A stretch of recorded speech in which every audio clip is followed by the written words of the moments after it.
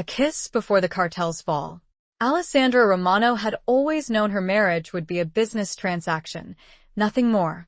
But when her father was gunned down days before her wedding, the man waiting at the altar was not her fiancé, it was Dario Benedetti. He leaned in, his lips barely brushing hers. "Your family's loyalty is dead," he murmured. "Now you're mine." Chapter 1. The Scent of Blood and Roses. The air in the church was thick with the cloying sweetness of lilies and the sharp, metallic tang of blood. Alessandra Romano stood frozen, the white lace of her wedding gown suddenly feeling like a shroud. Just hours ago, this dress had represented hope, a reluctant acceptance of a future arranged for her. Now it was a mockery. The vibrant crimson stain blooming on her father's favorite cream-colored suit, a suit he had worn with such pride when he walked her down the aisle of their family's small chapel just this morning during the real ceremony. The one that mattered was still vivid in her mind. She hadn't seen the shooter, only heard the muffled pop, felt the spray of warm droplets on her cheek, and watched her father, Don Antonio Romano, collapse, his eyes wide with surprise and a horrifying, gurgling finality. The chaos that had erupted afterward was a blur screams, the thud of bodies hitting the polished marble floor, the frantic whispers of "get her out of here." Now here she was, in the grand cathedral of Santo Spirito, a place chosen for its opulent beauty and its strategic neutrality, a place meant to solidify an alliance between the Romano and the Bellini families. But Marco Bellini, her fiancé, was nowhere to be seen. Instead, standing before her, his dark eyes burning with an intensity that both terrified and intrigued her, was Dario Benedetti. Dario.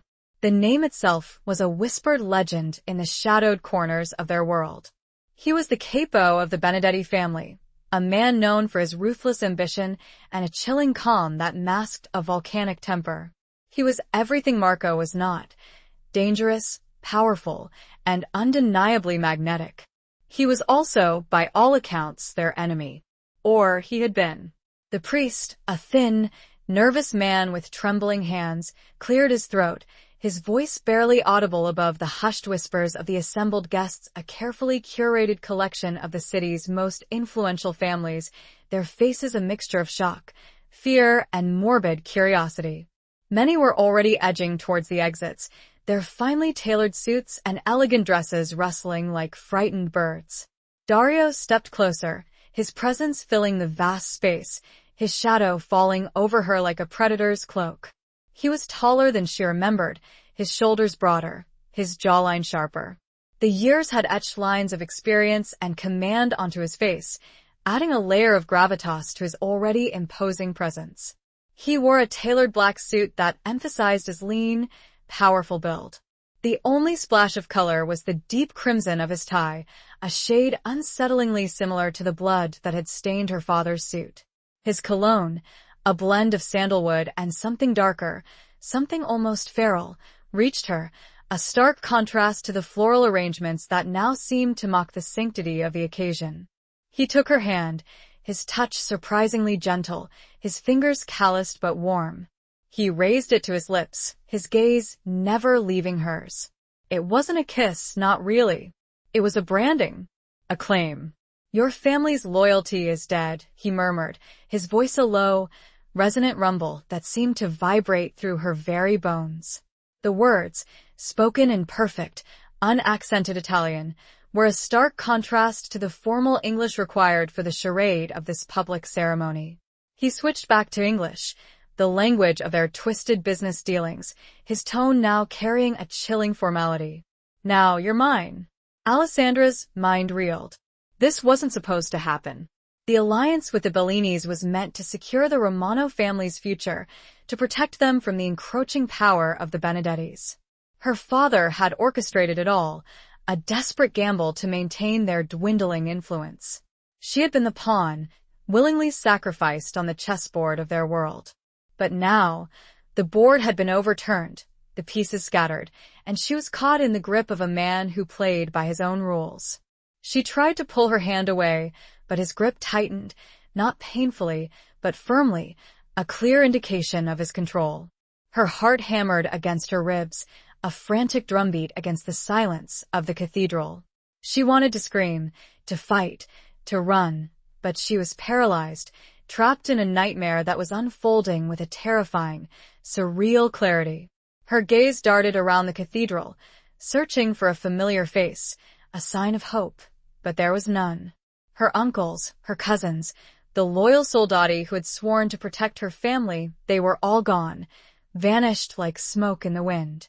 She was alone, utterly and completely alone, with the man who had likely orchestrated her father's death. The priest, his voice shaking, began to speak again, rushing through the vows, the words meaningless and hollow in the face of the brutal reality that had shattered her world. Alessandra barely heard him. She was focused on Dario, on the subtle shift in his expression, a flicker of something that might have been pity, or perhaps just cold calculation, in his dark eyes. He leaned closer, his breath warm against her ear. "Say, I do, Alessandra," he whispered, his voice a silken threat. "It's the only way to keep what little remains of your family safe." The words were a chilling reminder of the power he held, the life and death control he now wielded over her and everyone she loved. Her throat tightened, tears stinging her eyes, but she forced them back. She would not give him the satisfaction of seeing her break. She would not show him her fear. She lifted her chin, meeting his gaze with a defiance she didn't quite feel. "I do," she said, her voice barely a whisper, but firm enough to carry through the silent cathedral. The words tasted like ash in her mouth, a bitter acknowledgement of her new reality. A reality where she was the bride of the capo, a prisoner in a gilded cage, bound to a man she both feared and, in a strange, unsettling way, was drawn to. The heavy oak doors of the cathedral creaked open, revealing the rain-slicked streets outside. The storm that had been brewing all day had finally broken, the downpour mirroring the turmoil raging within her. As Dario led her out, his hand firmly clasped in hers, she glanced back at the empty altar, at the scattered flowers, the lingering scent of blood and roses. The life she knew was gone, buried beneath the weight of betrayal and a vow forced upon her. What awaited her was unknown, a dark and dangerous path, but she knew one thing: she would survive. She would find a way to navigate this new world, to protect what was left of her family, and perhaps even to find a way to reclaim her own life. The question that lingered, a chilling whisper in the back of her mind, was, at what cost? Chapter 2. A vow written in shadows. The limousine glided through the rain-soaked streets, the rhythmic swish of the wipers a hypnotic counterpoint to the turmoil in Alessandra's heart. The city lights blurred into streaks of color, reflecting off the wet pavement, creating an ethereal, almost dreamlike quality that contrasted sharply with the stark reality of her situation. She sat stiffly, her wedding gown now feeling heavy and constricting, her gaze fixed on the passing cityscape, refusing to meet Dario's eyes. He sat beside her, silent and imposing, his presence filling the luxurious space. The scent of his cologne, that unsettling mix of sandalwood and something wilder, permeated the air, a constant reminder of his proximity and power. She could feel his gaze on her, a silent scrutiny that made her skin crawl. The silence stretched, thick and suffocating, punctuated only by the occasional rumble of thunder and the hum of the engine. Alessandra clenched her hands in her lap, her knuckles white, trying to maintain a semblance of composure. She had to think, to plan, to find a way out of this nightmare. But her mind was a chaotic jumble of fear, grief, and a growing sense of desperation. Finally, Dario spoke, his voice low and measured. "Your father was a fool, Alessandra." The words, spoken so calmly, were like a slap in the face. She flinched, her head snapping up, her eyes blazing with anger. "Don't you dare speak about him like that," she hissed, her voice trembling with barely suppressed rage. He raised an eyebrow, a hint of amusement playing on his lips. "The truth often stings, Kara. He underestimated me. He thought he could play me, use you as a bargaining chip. He was wrong. He was trying to protect his family," Alessandra retorted, her voice tight with emotion. Something you clearly know nothing about. A flicker of something dark crossed his face, a shadow that quickly vanished, replaced by his usual mask of cold indifference. Loyalty is a valuable commodity, Alessandra, he said, his voice devoid of warmth. But it can also be a weakness. Your father's loyalty was misplaced. He trusted the wrong people. Alessandra's mind raced. Was he referring to the Bellinis? Had they betrayed her father? Or was it someone else, someone closer to home? The thought sent a chill down her spine. The world she had grown up in, a world of carefully constructed alliances and hidden rivalries, was suddenly revealed to be even more treacherous than she had imagined. "And what about you?" she asked, her voice barely a whisper. "Where does your loyalty lie?"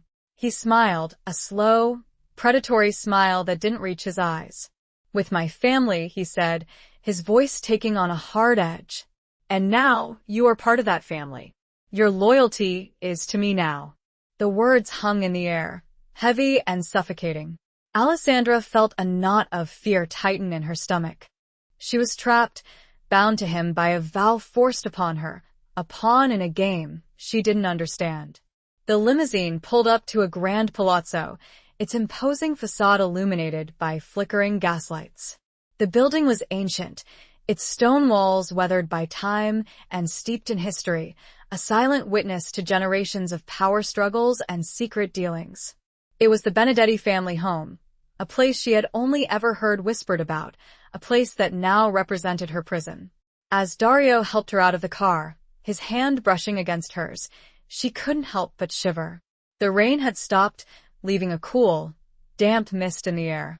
The scent of wet stone and something floral, perhaps jasmine or gardenias from a hidden courtyard, mingled with the ever-present aroma of Dario's cologne. Two men, dressed in dark suits, stood guard at the entrance, their faces impassive, their eyes watchful.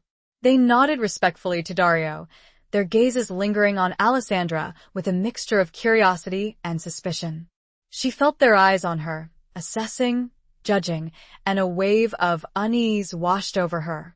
Dario led her through the massive oak doors and into a grand foyer, its high ceilings adorned with intricate frescoes, its marble floors reflecting the soft glow of crystal chandeliers. The air was heavy with the scent of old money and power, a world away from the cozy, if somewhat dilapidated, Romano family villa. Servants, their faces carefully neutral, appeared as if from nowhere, their movements silent and efficient. A woman, her hair pulled back in a severe bun, her eyes sharp and intelligent, stepped forward. "Signore Benedetti," she said, her voice respectful but firm. "Welcome home." And Signora Benedetti. Her gaze flickered over Alessandra, taking in her disheveled appearance, her tear-stained face, her wedding gown now bearing the subtle marks of the day's tragic events. Dario nodded. "Maria, this is Alessandra, my wife. See that she is comfortable." Maria inclined her head. "Of course, signore. If you will follow me, signora." Alessandra hesitated, glancing at Dario. He gave her a slight nod, his expression unreadable. She had no choice but to follow Maria, her heart pounding with a mixture of fear and apprehension. As she walked through the vast, silent corridors of the palazzo, she felt a sense of overwhelming isolation. She was surrounded by strangers, in a place that felt both opulent and menacing. The walls seemed to whisper secrets, tales of past betrayals and hidden agendas. She was a stranger in a strange land, a captive in a gilded cage. Maria led her to a large, lavishly decorated bedroom, its windows overlooking a darkened courtyard. The room was filled with antique furniture, heavy drapes, and a four-poster bed that looked more like a throne. It was beautiful, but cold, impersonal, a stark contrast to the warmth and familiarity of her own room at home. "I will have a bath drawn for you, signora," Maria said, her voice softening slightly. "And I will bring you something to eat." Alessandra nodded, her throat too tight to speak. She felt exhausted, emotionally drained, and utterly alone. As Maria left the room, Alessandra walked over to the window, her gaze drawn to the darkened courtyard below. The rain had started again, a gentle drizzle that blurred the outlines of the ancient stone walls. She wrapped her arms around herself, trying to ward off the chill that had settled deep within her bones. She didn't know what the future held, but she knew one thing: she would not be broken. She would find a way to survive, to protect what was left of her family, and perhaps even to find a way to turn the tables on the man who had stolen her life. She had made a vow written in shadows, but she would find a way to rewrite it, to make it her own. The only certainty, a silent vow to herself, was that Dario Benedetti would come to regret the day he made her his bride. She only had to discover how. Chapter 3. The Cold Embrace of Power. The bath, scented with lavender and rose, did little to soothe Alessandra's frayed nerves. The hot water eased the tension in her muscles, but the turmoil in her mind remained, a relentless storm that refused to subside. She soaked for a long time, her thoughts circling like vultures, picking over the carcass of her former life. Maria returned with a tray of food, a simple but elegant meal of pasta with pesto, grilled fish, and a salad of fresh greens. Alessandra picked at it, her appetite gone, her stomach churning with anxiety. She forced herself to eat a few bites, knowing she needed to keep up her strength. "Signora," Maria said, her voice hesitant, "Signore Benedetti requests your presence in the library after you have finished." Alessandra's heart sank. She had hoped for a reprieve, a chance to gather her thoughts, to formulate a plan. But it seemed Dario was not a man to grant respite. She nodded, her voice barely a whisper. "Thank you, Maria." After Maria left, Alessandra dressed in a simple silk robe that had been laid out for her, its deep emerald green a stark contrast to the white of her wedding gown. The fabric felt cool and smooth against her skin, a small comfort in a world that had turned cold and hostile. She found the library on the ground floor, its entrance marked by two imposing wooden doors. She hesitated for a moment, her hand hovering over the ornate brass handle, before taking a deep breath and pushing the door open. The library was vast, its walls lined with floor-to-ceiling bookshelves filled with ancient tomes and leather-bound volumes. A fire crackled merrily in the large hearth, casting a warm glow over the room, but the warmth didn't reach Alessandra. The air was thick with the scent of old paper, leather, and the faintest hint of cigar smoke. Dario stood by the window, his back to her, his hands clasped behind him. He was still dressed in his suit, although he had removed his tie and unbuttoned the top few buttons of his shirt, revealing a glimpse of dark chest hair. He turned as she entered, his dark eyes scanning her from head to toe, his expression unreadable. "You took your time," he said, his voice flat, devoid of emotion. "I was unwell," Alessandra replied, her voice tight. He raised an eyebrow, a hint of skepticism in his gaze. "Understandable, considering the circumstances. But we have much to discuss." He gestured to a pair of leather armchairs facing the fireplace. Alessandra walked over and sat down, her posture stiff, her hands clenched in her lap. He took the seat opposite her, his gaze never leaving hers. "Your father's demise has created a power vacuum," he said, his voice measured. "The Romano family is weak, vulnerable. There are those who would seek to exploit that weakness." Alessandra's heart clenched. She knew he was right. The wolves were already circling, ready to tear apart what was left of her family's empire. "And you intend to be the one to do that," she said, her voice laced with bitterness. He smiled, a cold, humorless smile. "I intend to consolidate our power," he corrected. "To merge our families, to create a force that cannot be challenged." "By force," Alessandra added, her voice trembling. He shrugged. "Force is sometimes necessary. It is the language of our world." "And what about me?" she asked, her voice rising. "Am I just a pawn in your game? A trophy to be displayed?" His gaze softened slightly, a flicker of something that might have been regret in his dark eyes. "You are more than that, Alessandra," he said, his voice surprisingly gentle. "You are intelligent, resourceful, and beautiful." The compliment, unexpected and unsettling, caught her off guard.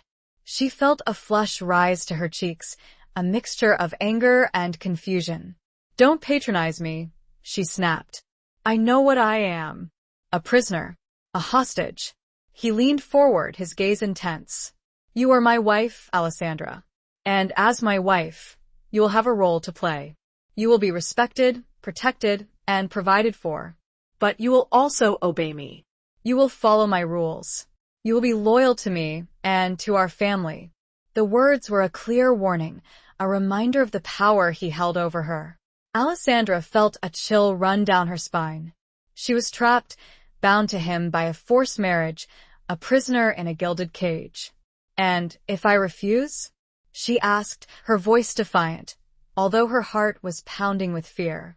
His eyes darkened, the warmth vanishing, replaced by a chilling coldness. You will not refuse, he said, his voice a low growl. You have no choice. Your family's survival depends on your cooperation. And so does yours. The threat hung in the air, heavy and suffocating. Alessandra stared at him, her mind racing. She had to find a way out, a way to escape his control, to protect her family and herself. But how? She was surrounded by his people, in his territory, with no allies, no resources. She took a deep breath, trying to calm her racing heart. She had to be smart, to play his game, to bide her time. She would pretend to be the obedient wife, the dutiful consort, while secretly plotting her escape. I understand, she said, her voice carefully neutral, masking the turmoil within. He nodded, a hint of satisfaction in his gaze. Good. Then we have an understanding. He paused and then, softer, added, I will not hurt you, Alessandra. Not unless you give me reason to. I never wanted it this way. Your father gave me no alternative. That last part stung, but she couldn't be sure if it was a genuine expression of, if not remorse, then a lack of alternative, or another calculated tactic. She had to assume the latter. He stood up, signaling the end of their conversation. It's late, he said. You should rest. We have a long day ahead of us tomorrow. Alessandra rose, her legs feeling shaky. As she walked towards the door, she couldn't help but glance back at him. He was watching her, his expression unreadable, his eyes dark and enigmatic. She left the library, her mind a whirlwind of emotions. Fear, anger, resentment, and a strange, unsettling flicker of something else. Something she couldn't quite define, something that both terrified and intrigued her. She was trapped in the cold embrace of power, bound to a man she both hated and feared she might, one day, come to understand.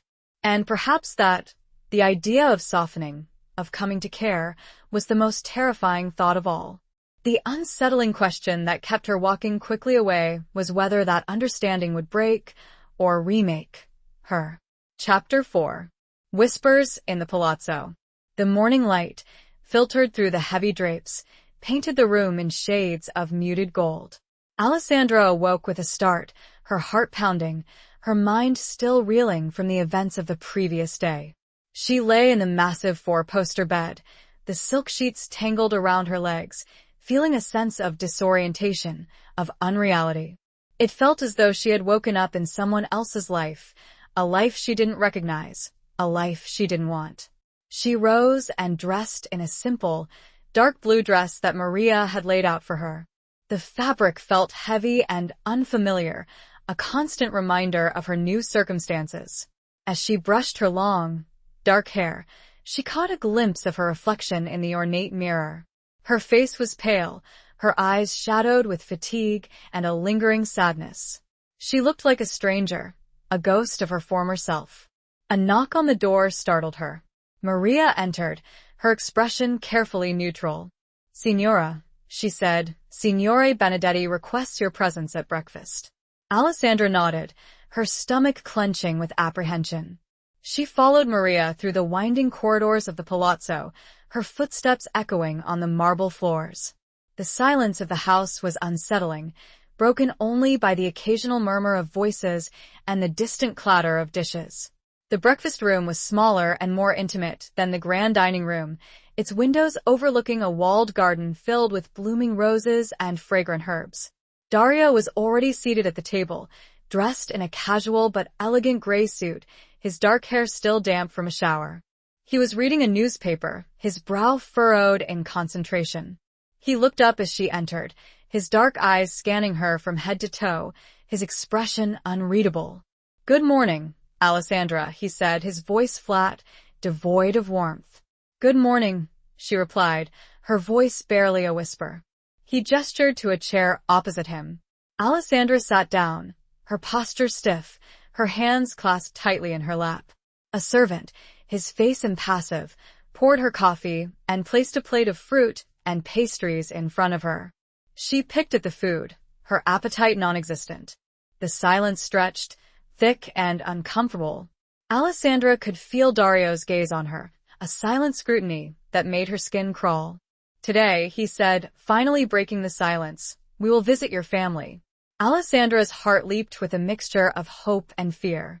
She hadn't seen her uncles, her cousins, since her father's death. She didn't know what had happened to them, whether they were safe, whether they were even alive. What about them?" she asked, her voice trembling. He folded the newspaper, his gaze intense. "They are under my protection now," he said, his voice measured. "As is the Romano family business. I have taken steps to ensure their safety and their continued prosperity." Alessandra's mind raced. He had taken over everything. Her family, their business, their entire lives. He held them all in his hands, like fragile birds, ready to be crushed at his whim. "And what does that mean?" she asked, her voice laced with bitterness. "That they are your prisoners just like me?" He smiled, a cold, humorless smile. "They are under my control, Alessandra. "As you are." But they are also safe. As long as they remain loyal." The threat was clear, unspoken but unmistakable. Her family's lives depended on her obedience, on her acceptance of his rule. "I want to see them," she said, her voice firm, despite the fear that was churning inside her. He nodded. "Of course. We will leave after breakfast." The rest of the meal passed in silence. Alessandra forced herself to eat a few bites, knowing she needed to keep up her strength. She had to be strong, for her family, for herself. As they left the palazzo, she noticed the increased security. More guards, their faces grim, their eyes watchful, were stationed at the entrance and around the grounds. The limousine that awaited them was armored, its windows tinted black, shielding them from prying eyes. The drive to the Romano family villa was tense and silent. Alessandra stared out the window, her gaze fixed on the passing cityscape, her mind a whirlwind of emotions. She was going home, but it wasn't the home she remembered. It was a place under siege, a place where her family was held captive, their lives hanging in the balance. As they approached the villa, she saw the changes immediately. The familiar wrought iron gates were now guarded by unfamiliar men, their faces hard, their eyes cold. The gardens, once vibrant and full of life, were now overgrown and neglected, their flowers drooping, their leaves wilting. The limousine pulled up to the front entrance. Dario got out first, his hand resting on her arm as he helped her out. She flinched at his touch, but he didn't seem to notice. Her uncle Marco, her father's younger brother, was waiting for them in the foyer, his face pale and drawn, his eyes filled with a mixture of fear and resentment. He bowed his head slightly to Dario, his voice barely a whisper. "Signore Benedetti," he said. "Welcome." Dario nodded, his expression unreadable. "Marco." "Where are the others?" In the study, Signore," Marco replied, his voice trembling. Dario led Alessandra through the familiar corridors of the villa, her heart aching with a mixture of longing and dread. The house felt empty, lifeless, the air thick with a sense of despair. The whispers in the palazzo, it seemed, had spread even here. The comforting sounds of family, of laughter, of life, were gone, replaced by a heavy, oppressive silence. She had to break it, she had to find the truth buried within it. The fear remained, but it was becoming crowded by a growing sense of purpose. Chapter 5. Echoes of a Lost Life. The study, once her father's sanctuary, a place of warmth and lively debate, now felt cold and alien. The familiar scent of his pipe tobacco, which had always lingered in the air, was gone, replaced by a sterile, almost antiseptic smell. The heavy oak desk, where he had spent countless hours poring over documents and strategizing, was now bare, stripped of its personal touches. Her uncles and cousins were gathered there, their faces a mixture of fear, anger, and resignation. They stood stiffly, their gazes fixed on Dario, their expressions carefully guarded. Alessandra felt a pang of sympathy for them, seeing their proud spirits broken, their independence stripped away.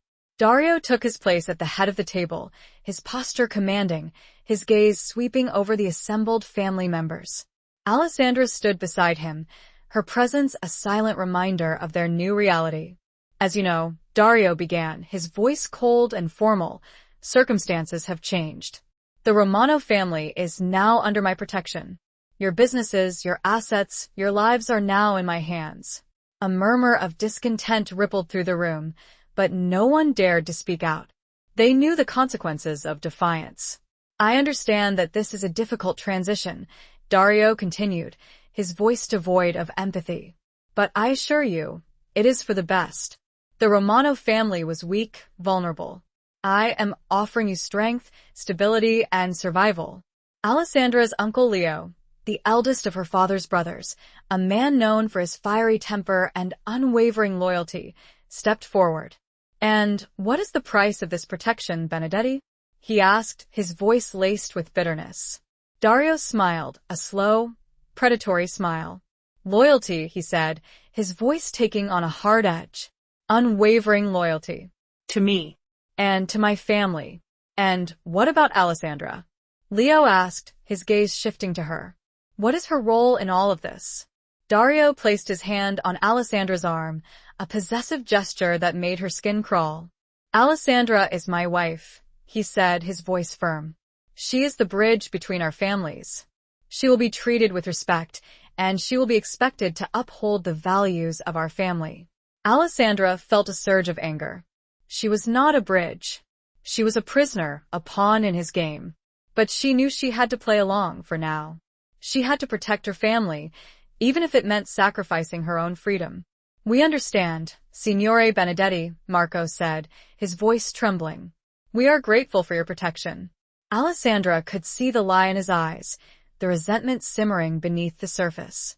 She knew they hated him, that they blamed him for her father's death, for their current predicament.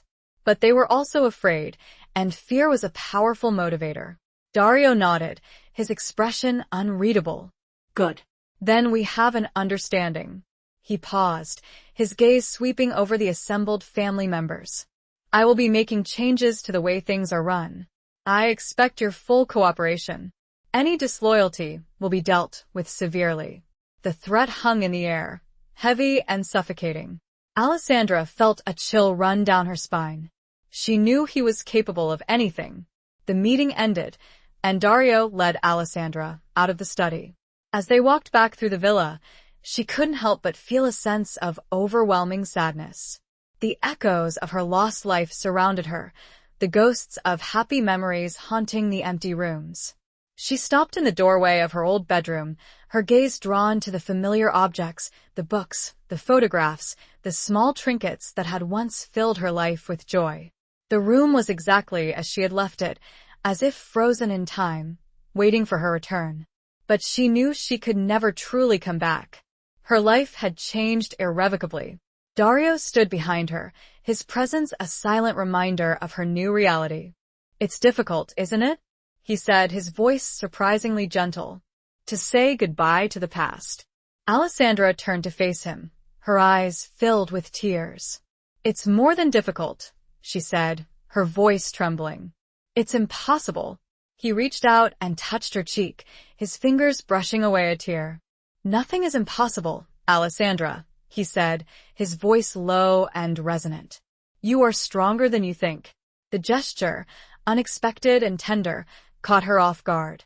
She felt a flicker of something she couldn't quite define, a mixture of confusion and something else. Something that both terrified and intrigued her. He withdrew his hand, his expression hardening. "Come," he said. "It's time to go." As they left the villa, Alessandra glanced back at the empty house, at the windows that had once reflected the light of her life. She knew she was leaving a part of herself behind, a part she could never reclaim.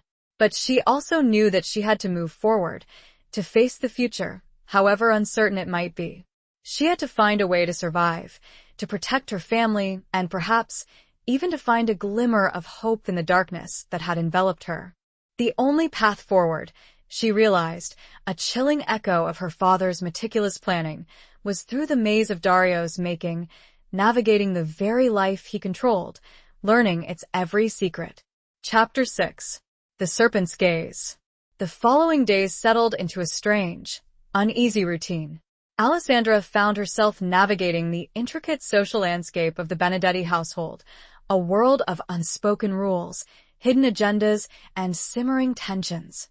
She was treated with a cautious respect, a deference tinged with suspicion. The servants were polite but distant, their eyes watchful, their movements carefully guarded. She was the outsider, the intruder, the capo's bride, a symbol of their new power, but also a potential threat. She spent most of her time alone, exploring the vast palazzo, its hidden corners and secret passageways. She discovered a small, neglected garden, tucked away behind the main courtyard, filled with overgrown roses and fragrant herbs. It became her sanctuary, a place where she could escape the oppressive atmosphere of the house, a place where she could breathe, think, and plan. She also spent hours in the library, poring over the ancient books and dusty tomes, searching for something. She wasn't sure what she was looking for, perhaps a clue, a hint, a way out of her predicament. Or perhaps she was simply seeking a distraction, a way to escape the reality of her situation. Dario was a constant presence, his shadow looming over her, his gaze following her every move. He was polite, even courteous, but there was always a distance between them, a coldness that chilled her to the bone. He treated her like a prized possession, a valuable object to be displayed, but never truly cherished. One evening, as they were having dinner in the formal dining room, a man was ushered in, his presence immediately disrupting the strained civility of the meal.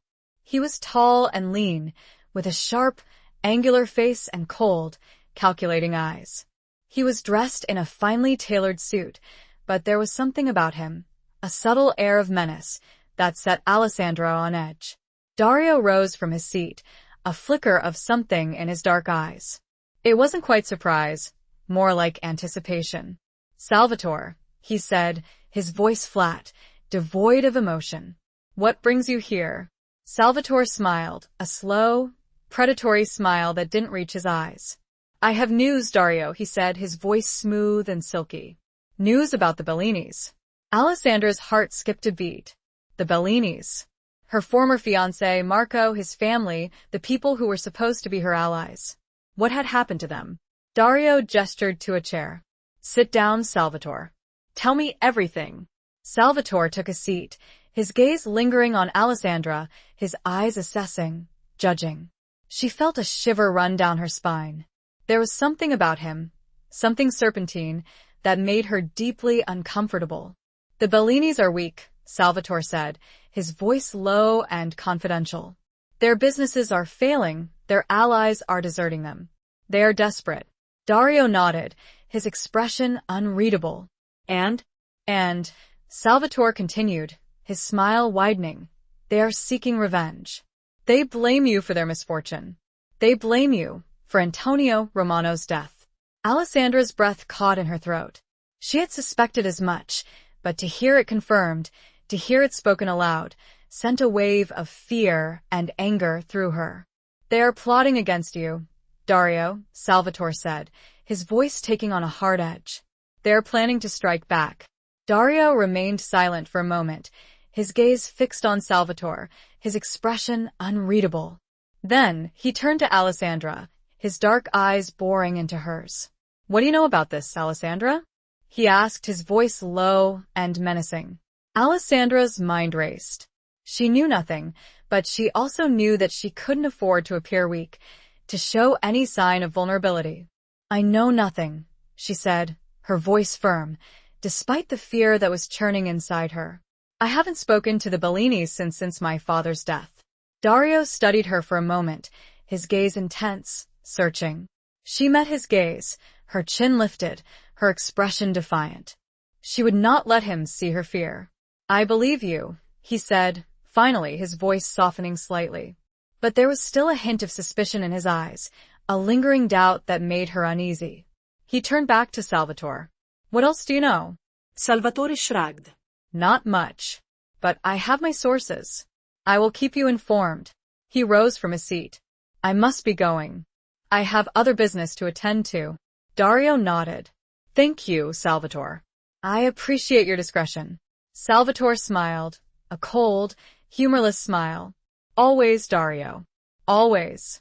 He left the room, his footsteps echoing on the marble floor. Alessandra felt a sense of relief wash over her, but it was short-lived. The serpent's gaze had lingered, leaving a trail of unease in its wake. Dario turned to her, his expression dark and brooding. "The Bellinis are a threat," he said, his voice low and menacing. "We must be prepared. We must be vigilant." Alessandra nodded, her heart pounding. She knew that the danger was real, that her life, and the lives of her family, were at stake. She was caught in the middle of a deadly game, a power struggle between two ruthless families, and she had no idea how to navigate it. The serpent, she realized, was not just Salvatore.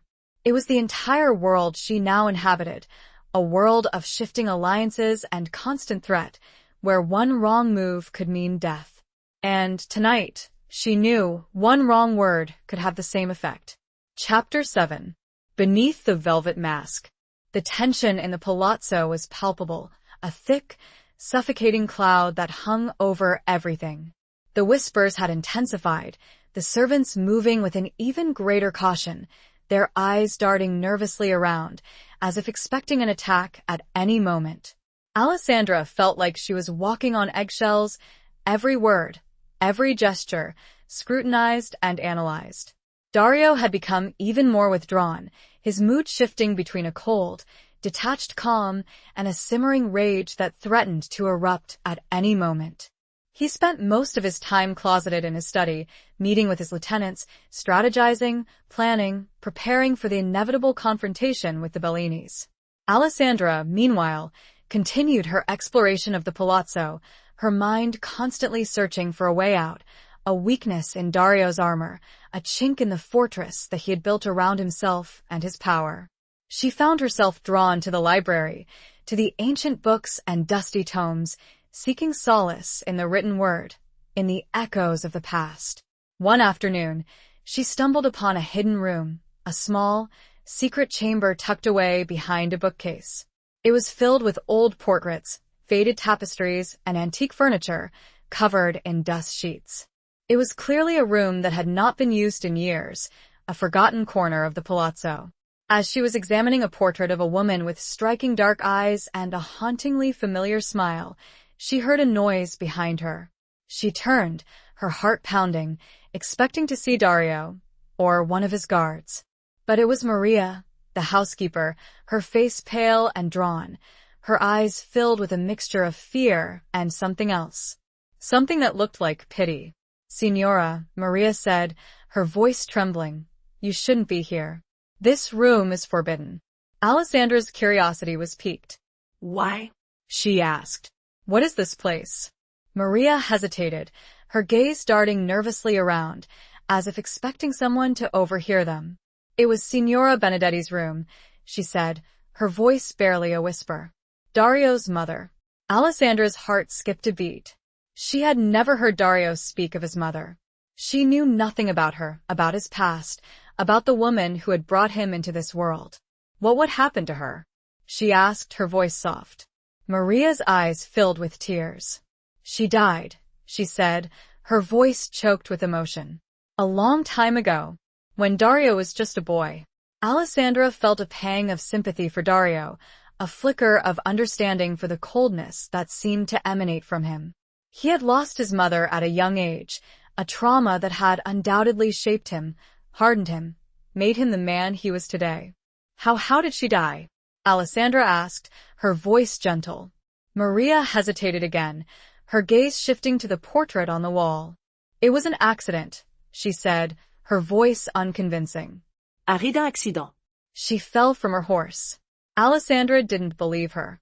There was something in Maria's eyes, a flicker of doubt, a hint of a secret, that told her there was more to the story. "Maria," she said, her voice firm, "tell me the truth. I need to know." Maria looked at her, her eyes filled with a mixture of fear and desperation. I can't," she whispered. "Dario, he would kill me if he knew I was talking to you about this." Alessandra reached out and took Maria's hand, her touch gentle, reassuring. "I won't tell him," she said. "I promise. But I need to understand. I need to know who he is, what he's capable of." Maria hesitated for a moment longer, then finally she nodded. "It wasn't an accident," she said, her voice barely audible. "She was murdered. By his father." Alessandra's breath caught in her throat. She stared at Maria, her mind reeling. Dario's father had murdered his mother? The thought was horrifying, unbelievable. But it also explained so much. It explained Dario's coldness, his ruthlessness, his obsession with power and control. He had grown up in a world of violence and betrayal, a world where love was a weakness, where trust was a liability. Maria began to sob quietly, her body shaking with emotion. Alessandra put her arm around her, offering a small measure of comfort. "It's all right, Maria," she said. "It's all right. Thank you for telling me." Maria looked at her, her eyes filled with gratitude. "You are different, Signora," she said. "You are kind. Not like them." Alessandra smiled sadly. She wasn't sure if she was kind, but she knew she was different. She had not been raised in this world of violence and cruelty. She still believed in love, in trust, in compassion. And perhaps that was her strength. Perhaps that was the key to surviving, to finding a way out of this nightmare. Perhaps understanding Dario, seeing beneath the velvet mask of power, would give her the edge she needed. The knowledge was dangerous, a heavy burden, but also potentially a weapon. Chapter 8. A Cage of Gilded Bars.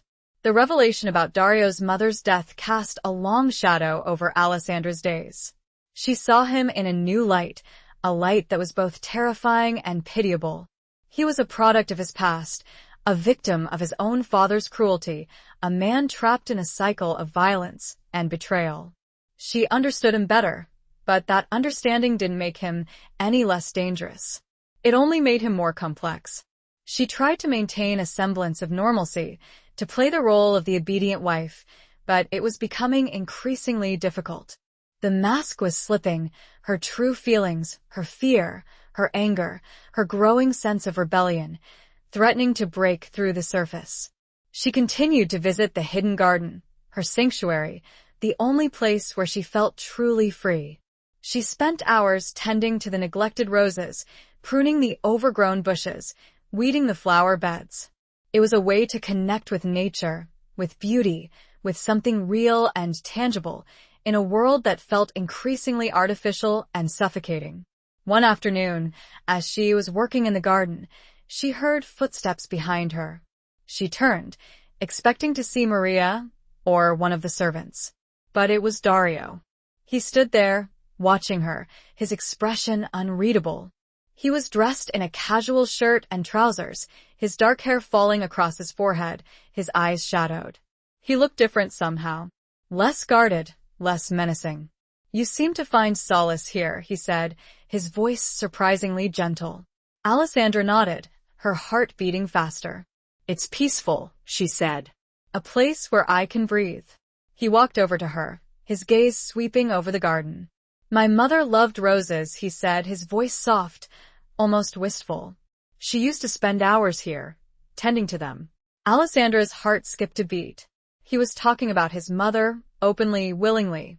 It was a crack in his armor, a glimpse beneath the surface, a vulnerability he rarely allowed himself to show. "Maria told me about her," Alessandra said, her voice hesitant. "About how she died." He stiffened, his expression hardening, his eyes darkening. "Maria should not have spoken of such things," he said, his voice cold. "She was worried about me," Alessandra said, her voice firm. "She wanted me to understand." He looked at her, his gaze intense, searching. "And, do you understand?" he asked, his voice low and resonant. Alessandra met his gaze, her chin lifted, her expression defiant. I understand that you grew up in a world of violence and betrayal, she said. That you lost your mother at a young age. That you were scarred by your past. He flinched, as if her words had struck a nerve. He turned away, his gaze fixed on the roses, his jaw clenched. My past is not your concern, Alessandra, he said, his voice tight. It is my concern, she replied, her voice rising. Because it affects my present. It affects my future. It affects us. He turned back to her, his eyes filled with a mixture of anger and something else. Something that looked like pain. There is no us, Alessandra, he said, his voice harsh. There is only you and me. And you are mine. You belong to me. The words were a stark reminder of her situation, of the power he held over her. She was his prisoner, his possession, trapped in a cage of gilded bars. I am not yours, Dario, she said, her voice trembling. I am my own person. I have my own will, my own desires, my own dreams. He stepped closer, his presence looming over her, his gaze intense. Your dreams are irrelevant, Alessandra, he said, his voice low and menacing. Your only purpose is to serve me, to obey me, to provide me with an heir. The words struck her like a blow. She felt a surge of anger, of humiliation, of despair. She was nothing more than a breeding machine, a vessel for his ambition, a tool to perpetuate his lineage. She turned away, tears stinging her eyes, her body shaking with emotion.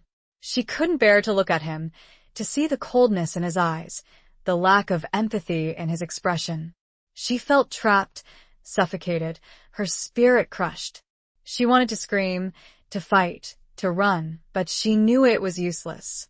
He reached out and touched her shoulder, his touch surprisingly gentle.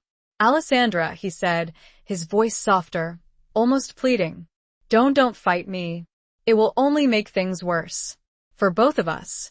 She pulled away from his touch, her eyes blazing with anger. I will never stop fighting you, Dario, she said, her voice trembling. I will never be your slave. I will find a way to escape, to reclaim my life, to destroy you. The words hung in the air, heavy and dangerous. She had crossed a line that could have dire consequences. But she didn't care. She had reached her breaking point. She would rather die than live like this, a prisoner in his gilded cage. The subtle shift, unacknowledged but undeniable, was that the fear had been overtaken by a growing, burning rage, a defiance that even she hadn't known she possessed. Chapter 9. The Thorns of Betrayal. Dario's reaction to Alessandra's defiance was unexpected.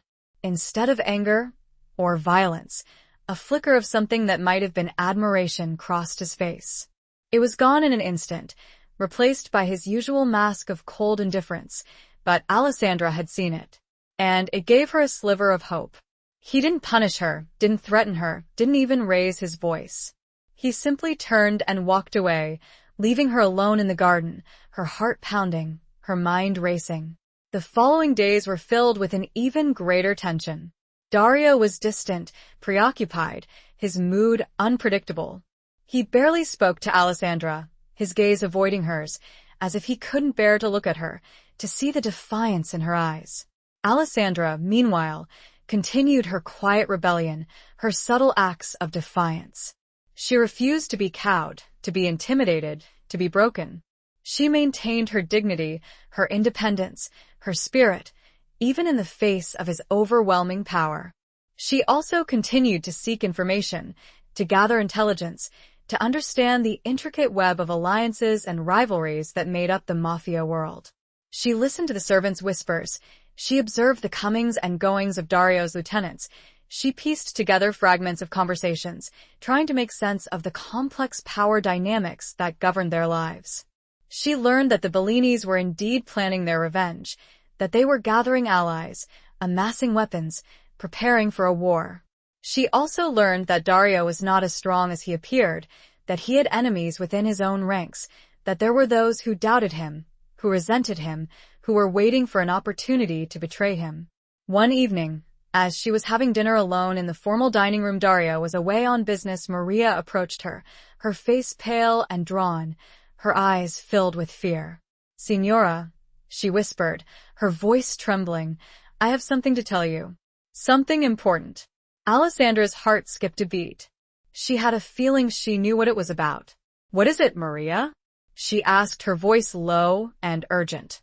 Maria glanced nervously around, as if expecting someone to overhear them. "There's a plot," she said, her voice barely audible. "A plot to kill Signore Benedetti." Alessandra's breath caught in her throat. She stared at Maria, her mind reeling. A plot to kill Dario? Who was behind it? The Bellinis? Or someone else? Someone closer to home? Who? She asked, her voice trembling. Who is plotting against him? Maria hesitated, her gaze shifting to the door, as if expecting someone to enter at any moment. I don't know all the details," she said. "But I know Salvatore is involved." Salvatore. The serpent. Alessandra's suspicions were confirmed. She had sensed his treachery, his ambition, his cold-blooded ruthlessness. He was the one who had been whispering in Dario's ear, feeding him information, manipulating him, waiting for the right moment to strike. And others, Maria continued, her voice barely a whisper. Others within the family. They are disloyal. They want power. They want revenge.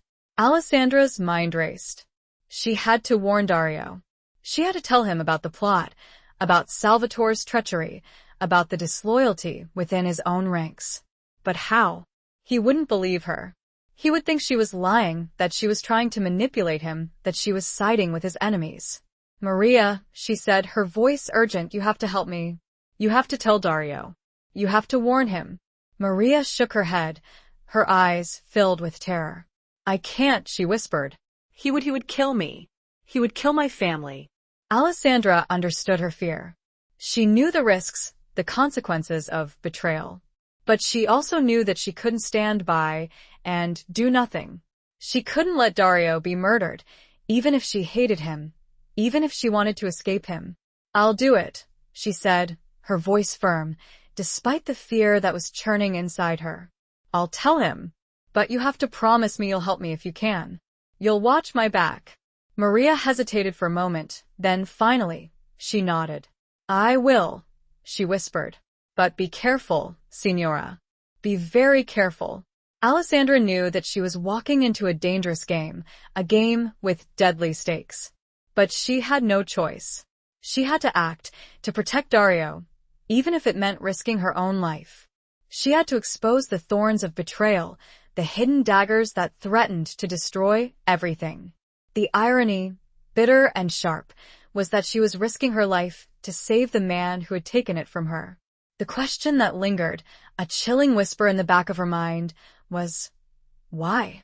Chapter 10. Scars of the Past. The opportunity to speak to Dario came sooner than Alessandra expected. He returned late that night, his face etched with fatigue and a simmering anger that seemed to radiate from him like heat from a furnace. He didn't acknowledge her as he entered the palazzo, heading straight for his study, his footsteps heavy on the marble floor. Alessandra followed him, her heart pounding in her chest, her mind racing with the urgency of her mission. She found him standing by the window, his back to her, his hands clenched into fists. The room was dimly lit, the only source of light coming from a single lamp on his desk, casting long shadows that danced across the walls. "Dario," she said, her voice soft but firm, "we need to talk." He didn't turn, didn't acknowledge her presence. "Leave me, Alessandra," he said, his voice cold and harsh. "I am not in the mood for your games." "This is not a game, Dario," she said, her voice rising. "This is serious. This is about your life." He finally turned, his dark eyes burning with a mixture of anger and something else. Something that looked like vulnerability. "What are you talking about?" he asked, his voice low and menacing. Alessandra took a deep breath, steeling herself for his reaction. "There's a plot," she said, her voice clear and steady. "A plot to kill you." He stared at her, his expression unreadable. "What?" he said, his voice barely a whisper. "Salvatore," she continued, her voice urgent. He is betraying you. He is plotting with others within the family. They are planning to kill you." He laughed, a short, harsh, humorless laugh. "You expect me to believe this?" he said, his voice laced with sarcasm. "You expect me to believe that my most trusted lieutenant is plotting against me? Based on what? Your intuition?" "Not my intuition," Alessandra said, her voice firm. "Maria." She overheard them. "She knows about the plot." "She knows who is involved," he scoffed. "Maria? "A servant? You expect me to trust the word of a servant over the word of my own family?" "She is loyal to you, Dario," Alessandra said, her voice pleading. "She has served your family for years. She would not lie about something like this." He looked at her, his gaze intense, searching. He seemed to be weighing her words, assessing her sincerity, trying to decide whether to believe her or not. "Why?" he asked, his voice low and resonant. "Why would you tell me this? Why would you risk your life to save mine?" Alessandra met his gaze, her chin lifted, her expression defiant. "Because it's the right thing to do," she said. "Because I don't want to see you killed. Even if I hate you." The words hung in the air, heavy and raw. She had admitted her hatred, her resentment, her desire for freedom. But she had also admitted something else, something she hadn't fully realized until this moment, that she didn't want him to die. He stared at her, his expression unreadable, his eyes dark and enigmatic. Then he turned away, his gaze fixed on the window, his jaw clenched. "Leave me, Alessandra," he said, his voice tight. "I need to think." Alessandra hesitated, her heart aching with a mixture of fear and something else. Something that felt like compassion. She wanted to reach out to him, to comfort him, to tell him that she was there for him, even if he didn't deserve it. But she knew she couldn't. She had done all she could. The rest was up to him. She left the study, her footsteps echoing on the marble floor, her mind a whirlwind of emotions. She had planted the seed of doubt, the seed of suspicion. Whether it would grow, whether it would bear fruit, whether it would save his life, she didn't know. As she lay in bed that night, sleep eluding her, she thought about Dario's past, about his mother's death, about the scars that had shaped him, made him the man he was. She thought about his vulnerability, his pain, his hidden depths. And she realized that she had begun to see him, not just as her captor, her enemy, but as a human being, flawed and broken, but still human. She touched her fingers to her lips, remembering the brush of his on her cheek in the garden. It was a dangerous realization, a dangerous path to tread. Acknowledging his humanity meant accepting the possibility of something more. The disturbing whisper at the edge of her consciousness asked, "Again, why?" And this time, the beginnings of an answer began to surface, an answer she wasn't sure she was ready to face. The scars of his past, she realized, were beginning to weave themselves into the fabric of her own present. Chapter 11. A Dance with the Devil. Dario summoned Alessandra to his study the next morning. He was standing by the window, his back to her, his posture rigid, his hands clasped behind him. The room was filled with a tense silence, a heavy anticipation that made Alessandra's heart pound. "I've spoken to Maria," he said, his voice cold and formal, not turning around. Alessandra's breath caught in her throat. She waited, her body tense, her mind racing. Had he believed her? Had he taken action?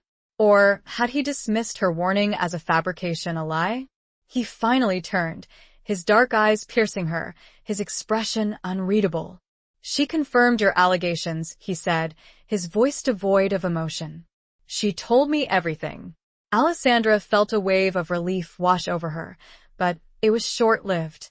She knew this was not over. This was just the beginning. What are you going to do?" she asked, her voice barely a whisper. He smiled, a cold, humorless smile that didn't reach his eyes. "I am going to deal with it," he said, his voice taking on a hard edge. "In my own way. In my own time." Alessandra knew what that meant. It meant violence, bloodshed, retribution. It meant a brutal settling of scores, a ruthless elimination of his enemies. It meant a descent into the darkness that defined the Mafia world. Dario, she said, her voice pleading, there has to be another way.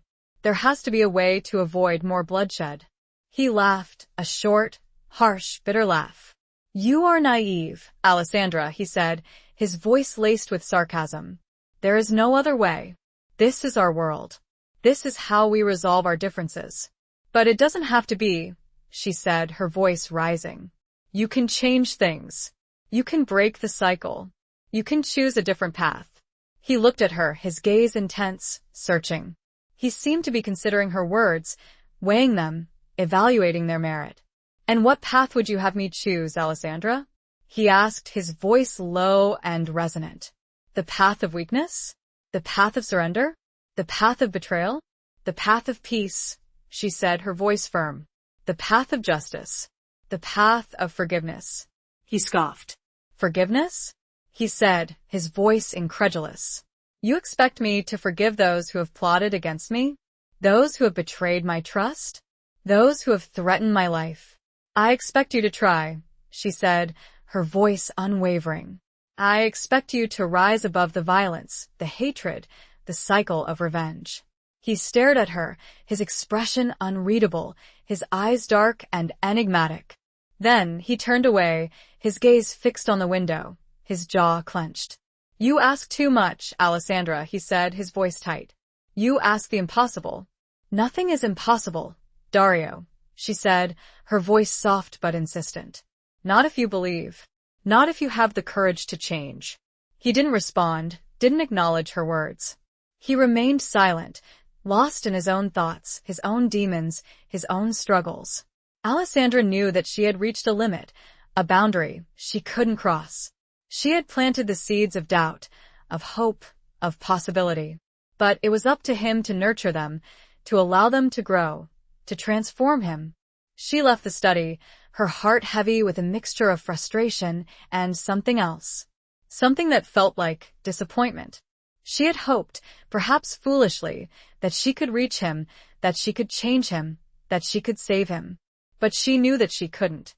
He was too deeply entrenched in his world, too scarred by his past, too bound by his own darkness. As she walked through the palazzo, she felt a sense of despair. She was trapped, not just physically, but emotionally. She was bound to a man she both hated and pitied, a man she both feared and understood, a man she both wanted to escape and to save. It was a dangerous, complicated, and ultimately impossible situation. She found herself in the garden, her sanctuary, the only place where she felt a semblance of peace. She sat on a stone bench, surrounded by the blooming roses, their fragrance filling the air, their beauty a stark contrast to the darkness that surrounded her. She closed her eyes, trying to find a moment of calm, a moment of respite from the turmoil that raged within her. She thought about her life, about her past, about her future, and she realized that she had a choice. She could succumb to the darkness, to the despair, to the inevitability of her situation. Or she could fight. She could continue to resist, to rebel, to hope. She opened her eyes, her gaze fixed on a single, perfect rose, its petals a deep, velvety crimson. She reached out and touched it, her fingers gently caressing its soft, delicate surface. She felt a surge of strength, of determination, of resolve. She would not give up. She would not be broken. She would continue to fight, to resist, to hope. She would find a way to survive, to protect herself, to protect her family, and perhaps even to change the world around her. She was dancing with the devil, a dangerous, deadly dance, but she would not let him lead. She would find her own rhythm, her own steps, her own way. The chilling realization, however, was that the dance was becoming increasingly intimate, the steps more intertwined.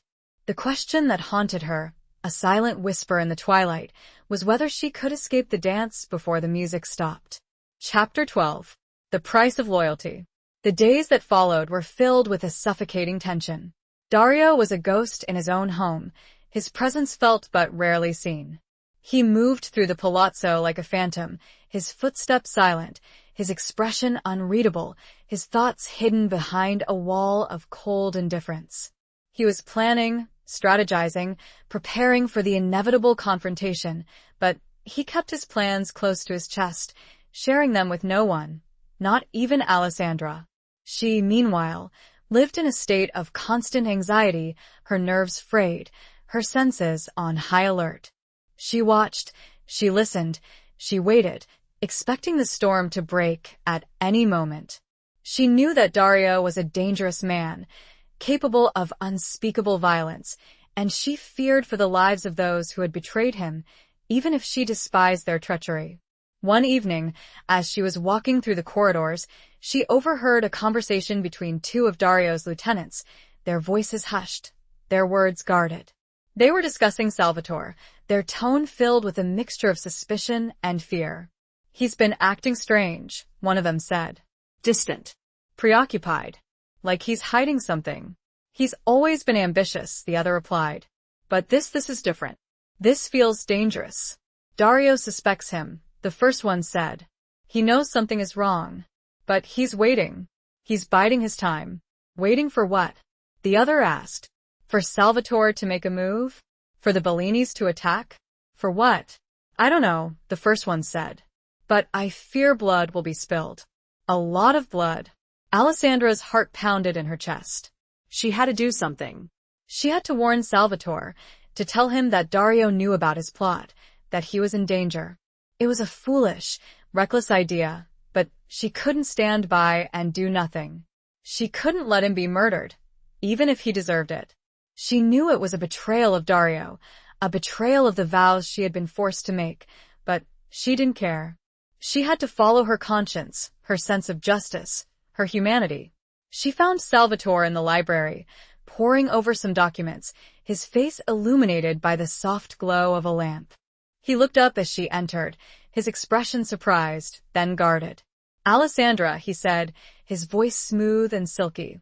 "What brings you here?" "I need to talk to you, Salvatore," she said, her voice low and urgent. "It's important." He raised an eyebrow, a hint of amusement in his gaze. "And what could be so important that it requires a clandestine meeting in the library?" "Dario knows," she said, her voice barely a whisper. "He knows about your plot.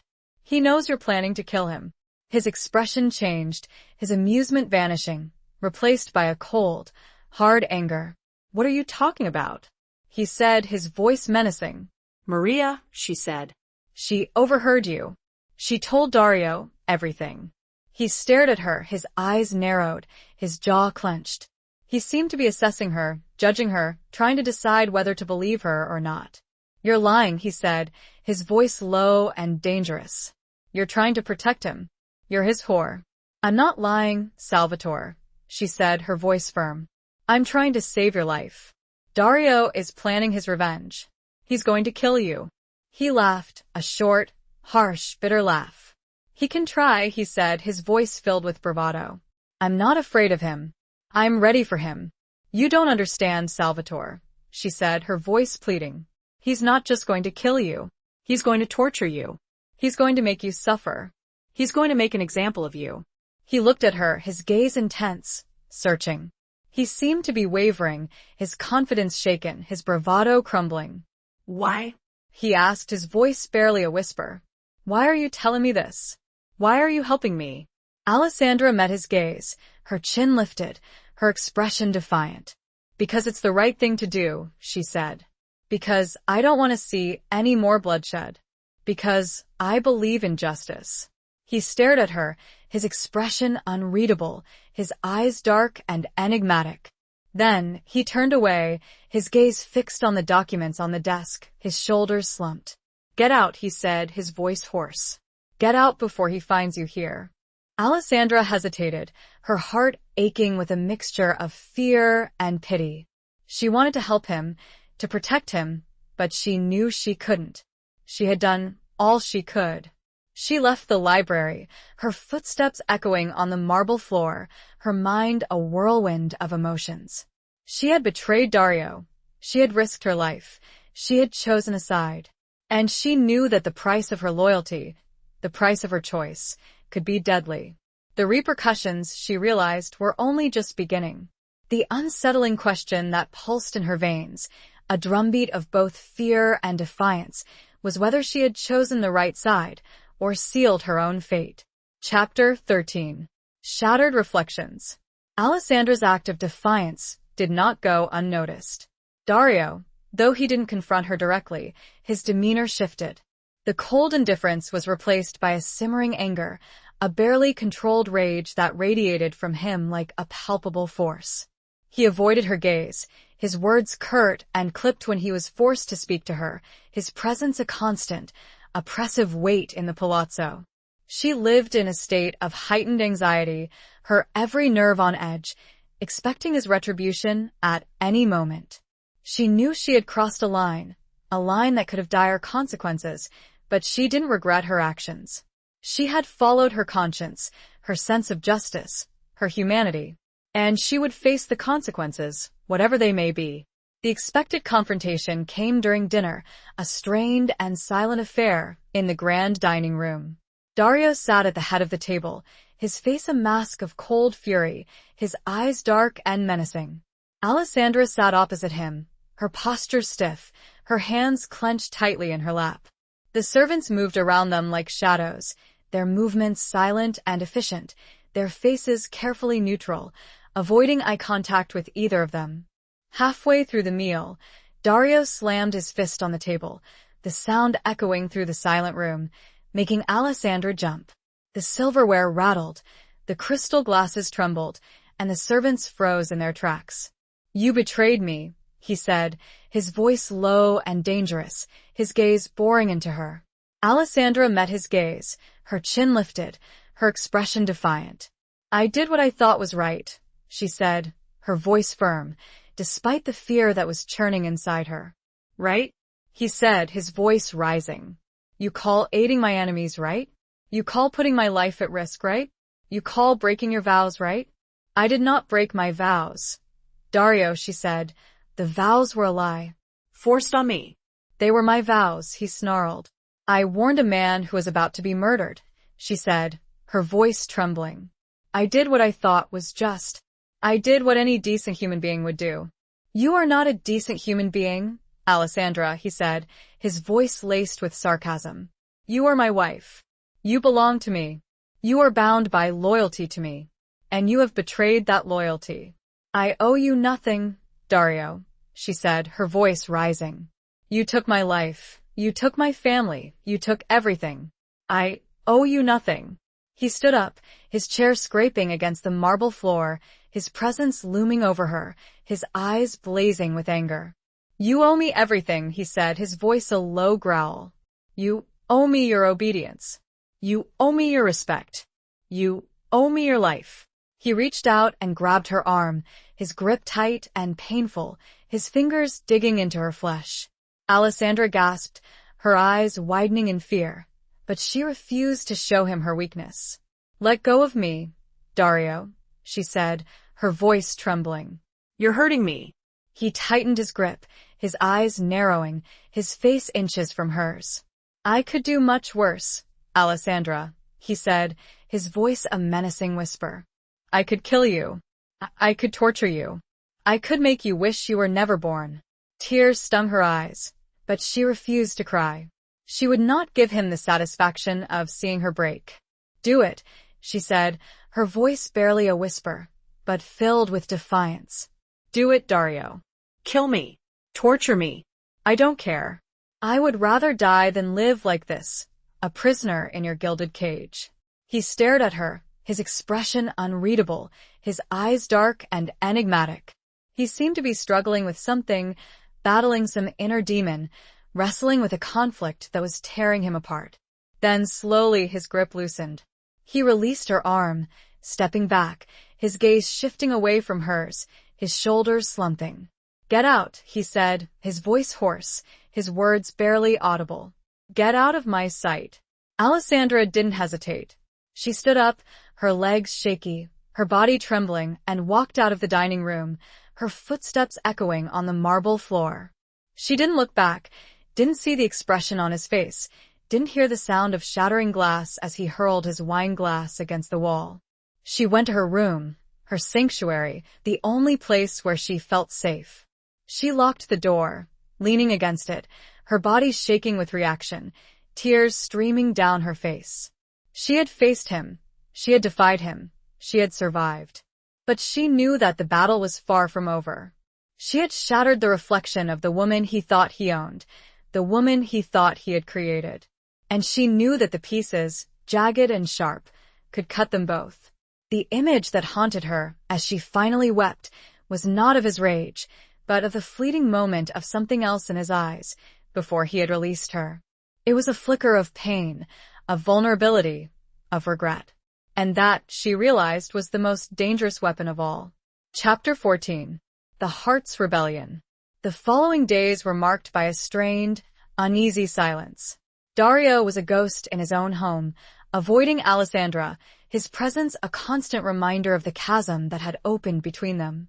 He spent most of his time locked in his study, or away on business, leaving Alessandra to navigate the oppressive atmosphere of the palazzo alone. She, meanwhile, felt a strange mix of emotions. Fear, yes, but also a growing sense of empowerment. She had defied him, she had stood up to him, she had survived. And in doing so, she had discovered a strength she didn't know she possessed, a resilience that surprised even herself. She continued to visit the garden, her sanctuary, the only place where she felt a semblance of peace.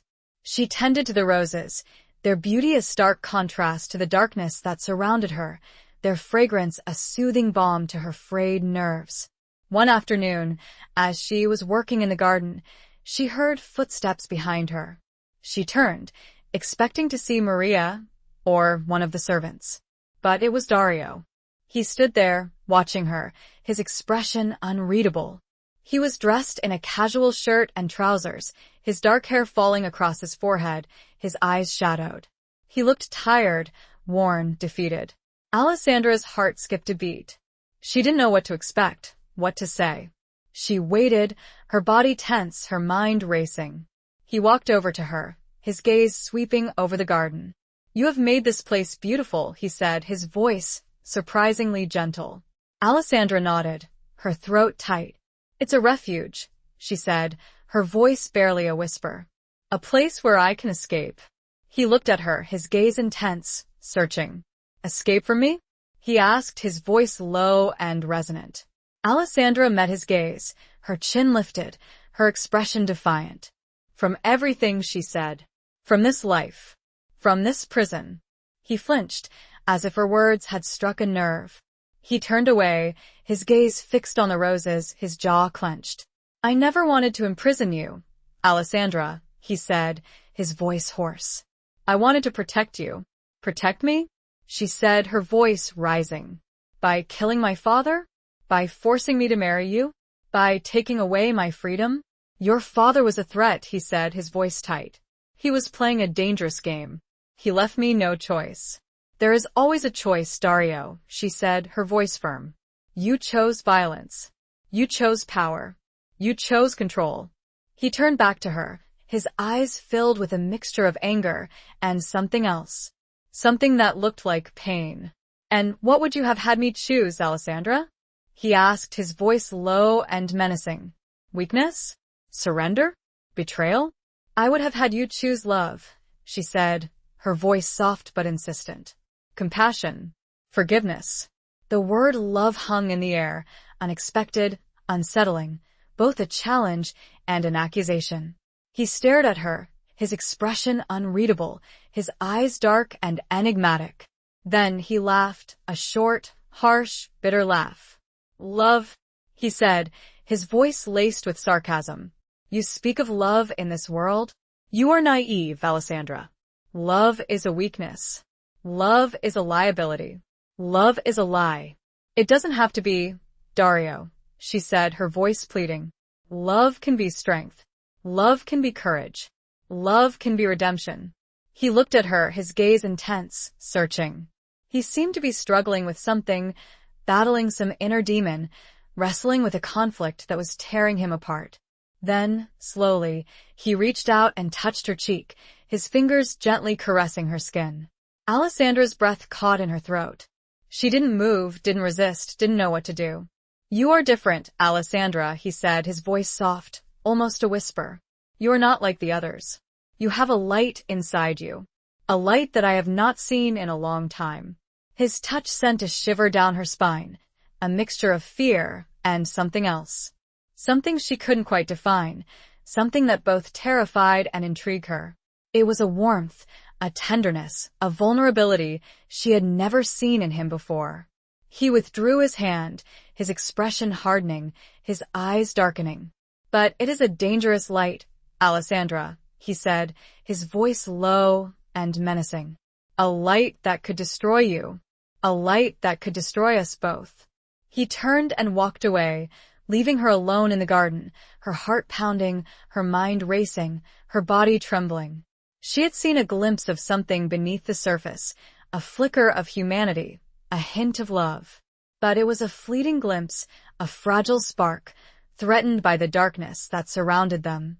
Her heart, she realized, had begun its rebellion, a slow, subtle shift towards something she couldn't name, something she feared to acknowledge. The question that echoed in the silence of the garden, a whisper carried on the breeze, was whether that spark could survive the coming storm, or whether it would be extinguished forever. Chapter 15. A Glimmer of Dawn. The uneasy truce between Alessandra and Dario held, fragile as spun glass. They circled each other, wary and watchful, the unspoken tension a constant presence in the palazzo. Dario remained distant, preoccupied with the looming threat from the Bellinis and the simmering unrest within his own ranks, but there was a subtle shift in his demeanor. He no longer treated Alessandra with outright hostility, his gaze sometimes lingering on her with a mixture of something she couldn't quite decipher. It wasn't love, not yet, but it was something else. Something that hinted at a vulnerability, a crack in his armor, a possibility of change. Alessandra, meanwhile, found herself caught in a web of conflicting emotions. She still hated him for what he had done, for the life he had stolen from her, but she also felt a growing compassion for him, a strange, unsettling empathy for the man trapped beneath the mask of power and violence. She saw the scars of his past, the pain he carried, the loneliness that haunted him, and she couldn't help but feel drawn to him, in a way she couldn't explain, in a way that terrified her. She continued to seek information, to understand the complex dynamics of the Mafia world, to find a way to navigate the treacherous currents that threatened to engulf them. She learned that the Bellinis were indeed planning an attack, that they had amassed a considerable force, that they were ready to strike at any moment. She also learned that Dario's position was more precarious than she had realized, that his enemies within were growing bolder, that the whispers of discontent were turning into murmurs of rebellion. One evening, Maria approached Alessandra, her face pale and drawn, her eyes filled with fear. "Signora," she whispered, her voice trembling, "I have something to tell you. Something urgent." Alessandra's heart skipped a beat. She knew, instinctively, that this was about the impending attack. "What is it, Maria?" she asked, her voice low and urgent.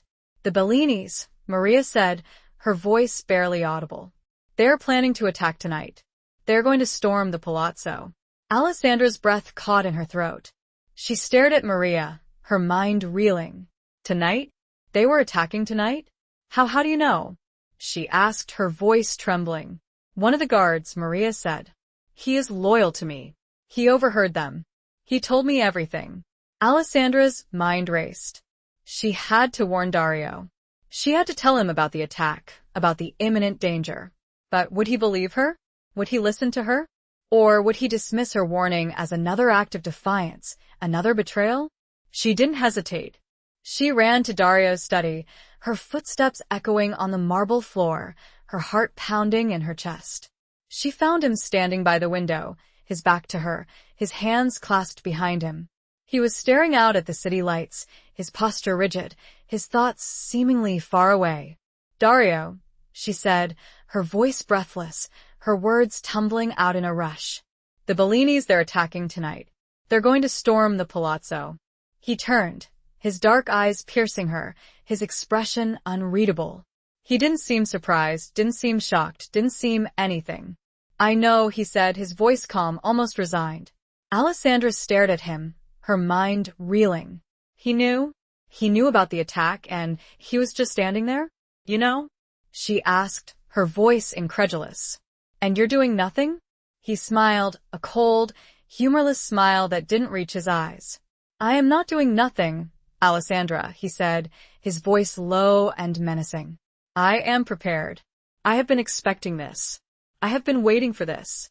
He walked over to his desk, opening a drawer and pulling out a gun, a sleek, silver automatic pistol. He checked the magazine, his movements precise and efficient, his face a mask of cold determination. Alessandra felt a chill run down her spine. She had seen him angry. She had seen him violent, but she had never seen him like this. This was a different Dario, a man transformed, a man ready to kill. Dario, she said, her voice pleading, there has to be another way. There has to be a way to avoid bloodshed. He looked at her, his gaze intense, searching. There is no other way, Alessandra, he said, his voice firm. This is our world. This is how we resolve our differences. This is war. He turned and walked towards the door, his gun held loosely at his side, his posture confident, his stride purposeful. He was a warrior, a soldier, a killer. Alessandra watched him go, her heart aching with a mixture of fear and something else. Something that felt like sadness. She knew that he was walking into a battle that could cost him his life, a battle that could destroy everything. She didn't know what to do, where to go, how to help. She felt helpless, powerless, trapped in a nightmare that was unfolding before her eyes. Then suddenly she knew. She had to do something. She had to try. She had to fight. She ran after him, her footsteps echoing on the marble floor, her heart pounding in her chest. She caught up to him in the hallway, grabbing his arm, stopping him in his tracks. Dario, she said, her voice desperate, her eyes pleading. Let me help you. Let me fight with you. He stared at her, his expression unreadable, his eyes dark and enigmatic. He seemed to be considering her words, weighing them, evaluating their merit. Then slowly he nodded. Come, he said, his voice low and resonant. But stay close to me, and do exactly as I say. It was a glimmer of dawn, a faint ray of hope in the darkness that surrounded them. She had asked to help, and he had agreed. It wasn't trust, not yet, but it was something. It was a beginning. The chilling question that remained, a silent tremor in the gathering storm, was whether this fragile alliance would be enough to save them, or whether it would lead them both to their destruction. Chapter 16. The Unveiling of Truth. The palazzo was a hive of activity, men rushing through the corridors, their faces grim, their weapons drawn. The air was thick with tension, with the smell of gunpowder and fear. Dario, his face a mask of cold determination, led Alessandra through the chaos, his hand firmly gripping hers, his presence a shield against the storm that was about to break. He took her to a secure room, a hidden chamber deep within the palazzo, its walls lined with weapons, its air thick with the scent of old stone and something metallic. It was a war room, a place of strategy and planning, a place where life and death decisions were made. Stay here, he said, his voice firm, his gaze intense. This is the safest place. I will come back for you. Alessandra wanted to protest, to argue, to insist on staying by his side, but she knew it was useless. He was in command, in control, in his element. She had to trust him, to believe in him, to hope that he would survive. Be careful, Dario, she said, her voice trembling, her eyes filled with a mixture of fear and something else. Something that felt like concern. He looked at her, his gaze softening slightly, a flicker of something in his dark eyes. It wasn't love, not yet, but it was something close. Something that hinted at a connection, a bond, a possibility. I will, he said, his voice low and resonant.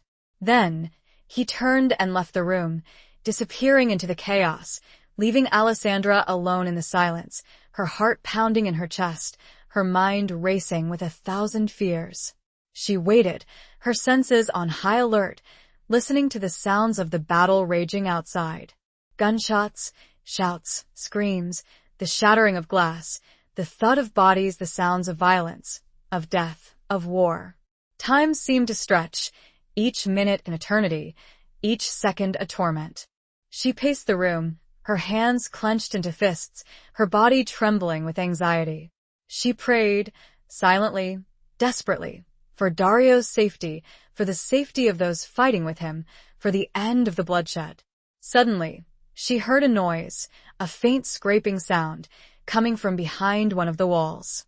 She froze, her heart skipping a beat, her senses on high alert. Was it the Bellinis? Had they found her? Were they coming to kill her?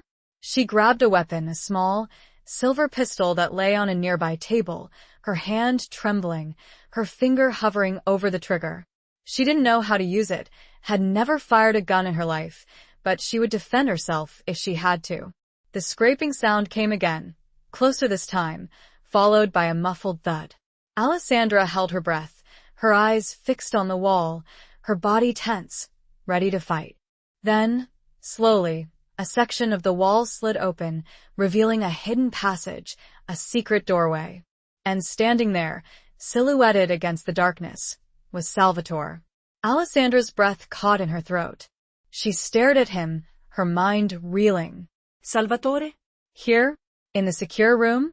How had he gotten in? What was he doing here? He smiled, a cold, predatory smile that didn't reach his eyes. "Hello, Alessandra," he said, his voice smooth and silky. "Surprised to see me? What are you doing here?" She asked, her voice trembling, her gun pointed at him, her finger tightening on the trigger. "I came for you, my dear," he said, his voice taking on a hard edge. "I came to collect what is rightfully mine." "You're working with the Bellinis," she said, her voice barely a whisper, her mind piecing together the truth, the horrifying, devastating truth. He laughed, a short, harsh, bitter laugh. "Of course I am," he said. "Did you really think I was loyal to Dario? Did you really think I would let him control me? I have been planning this for years, waiting for the right moment to strike. And now the moment has arrived. You betrayed him," she said, her voice filled with a mixture of anger and disappointment. "You betrayed everyone. Betrayal is a necessary tool, Alessandra," he said, his voice cold and calculating. "In this world, you either betray or you are betrayed. You either conquer or you are conquered. And I intend to conquer."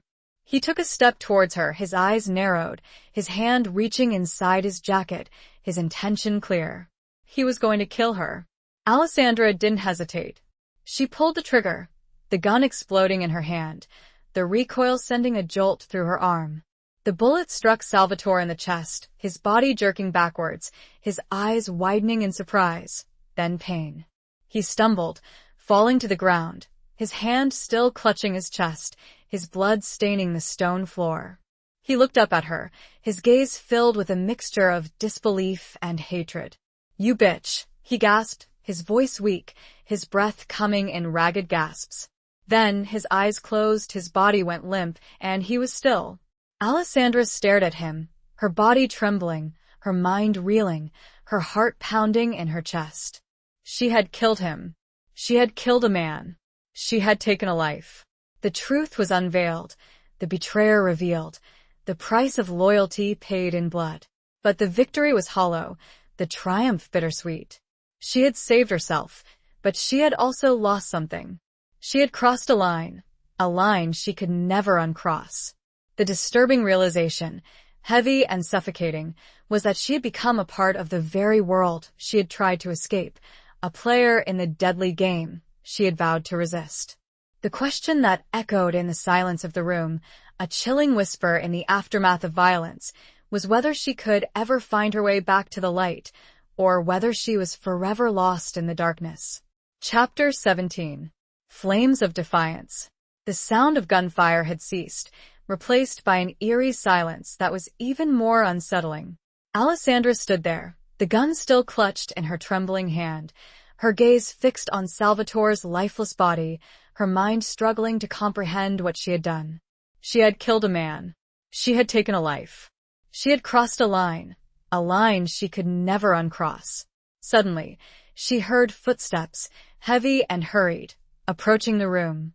She turned, her heart pounding, her gun raised. ready to fight again. But it was Dario. He burst into the room, his face covered in soot and blood, his clothes torn and stained, his eyes wild and frantic. He saw Alessandra. He saw the gun in her hand. He saw Salvatore's body on the floor. He stopped, his gaze shifting from Alessandra to Salvatore, his expression unreadable. He seemed to be processing the scene, trying to understand what had happened, trying to make sense of it all. "Alessandra," he said, his voice hoarse, his words barely audible. "What happened here?" She lowered the gun, her hand still trembling, her voice choked with emotion.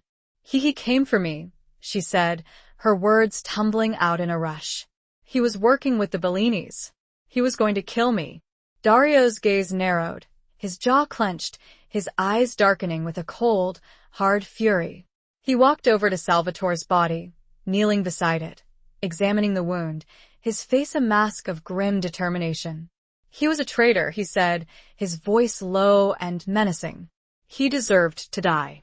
He stood up, his gaze shifting back to Alessandra, his expression softening slightly, a flicker of something in his dark eyes. It wasn't love, not yet, but it was respect. It was gratitude. It was something close. "You saved yourself," he said, his voice surprisingly gentle. "You fought back. You survived." Alessandra nodded, her throat tight, tears stinging her eyes. She didn't know what to say, what to do. She felt numb, exhausted, emotionally drained.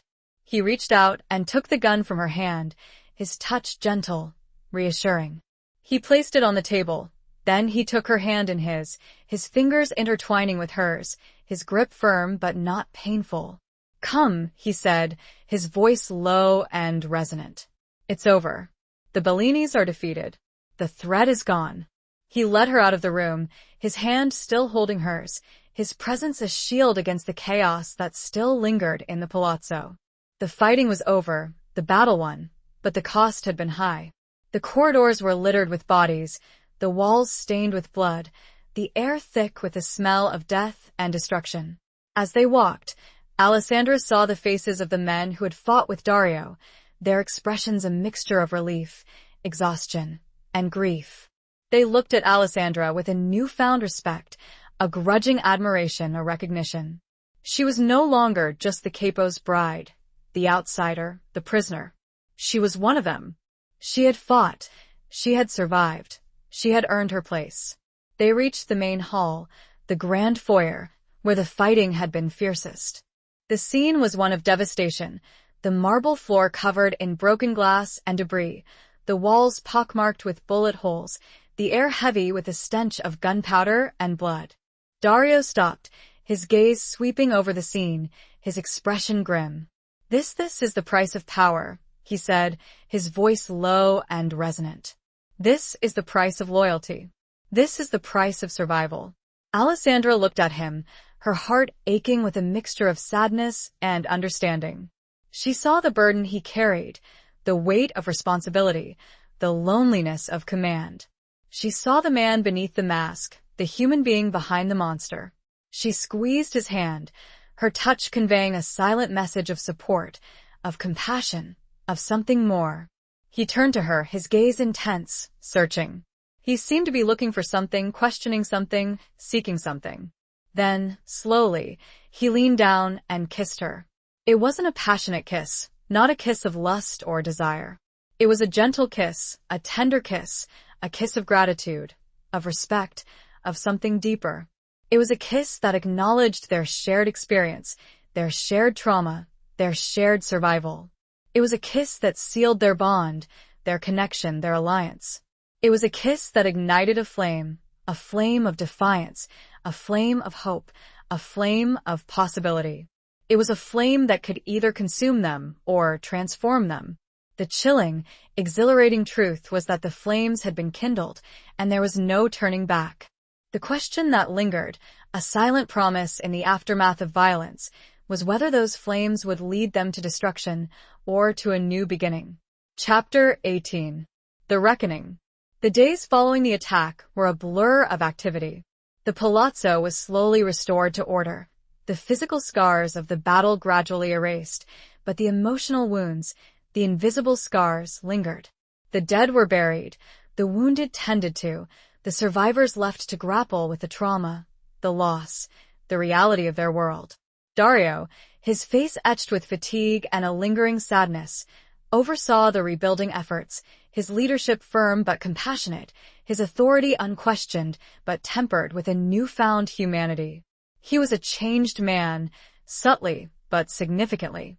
The violence, the bloodshed, the near-death experience had shaken him, forced him to confront his own mortality, his own vulnerability.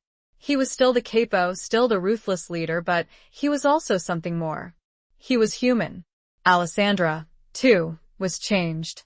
The experience of killing Salvatore, of facing death, of fighting alongside Dario, had transformed her.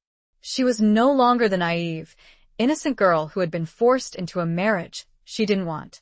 She was a survivor, a fighter, a woman who had found her strength, her courage, her voice. The relationship between them had shifted, evolved, transformed. The forced marriage, the power imbalance, the hatred and resentment were still there, but they were tempered by something else. Something that resembled respect, understanding, compassion, even affection.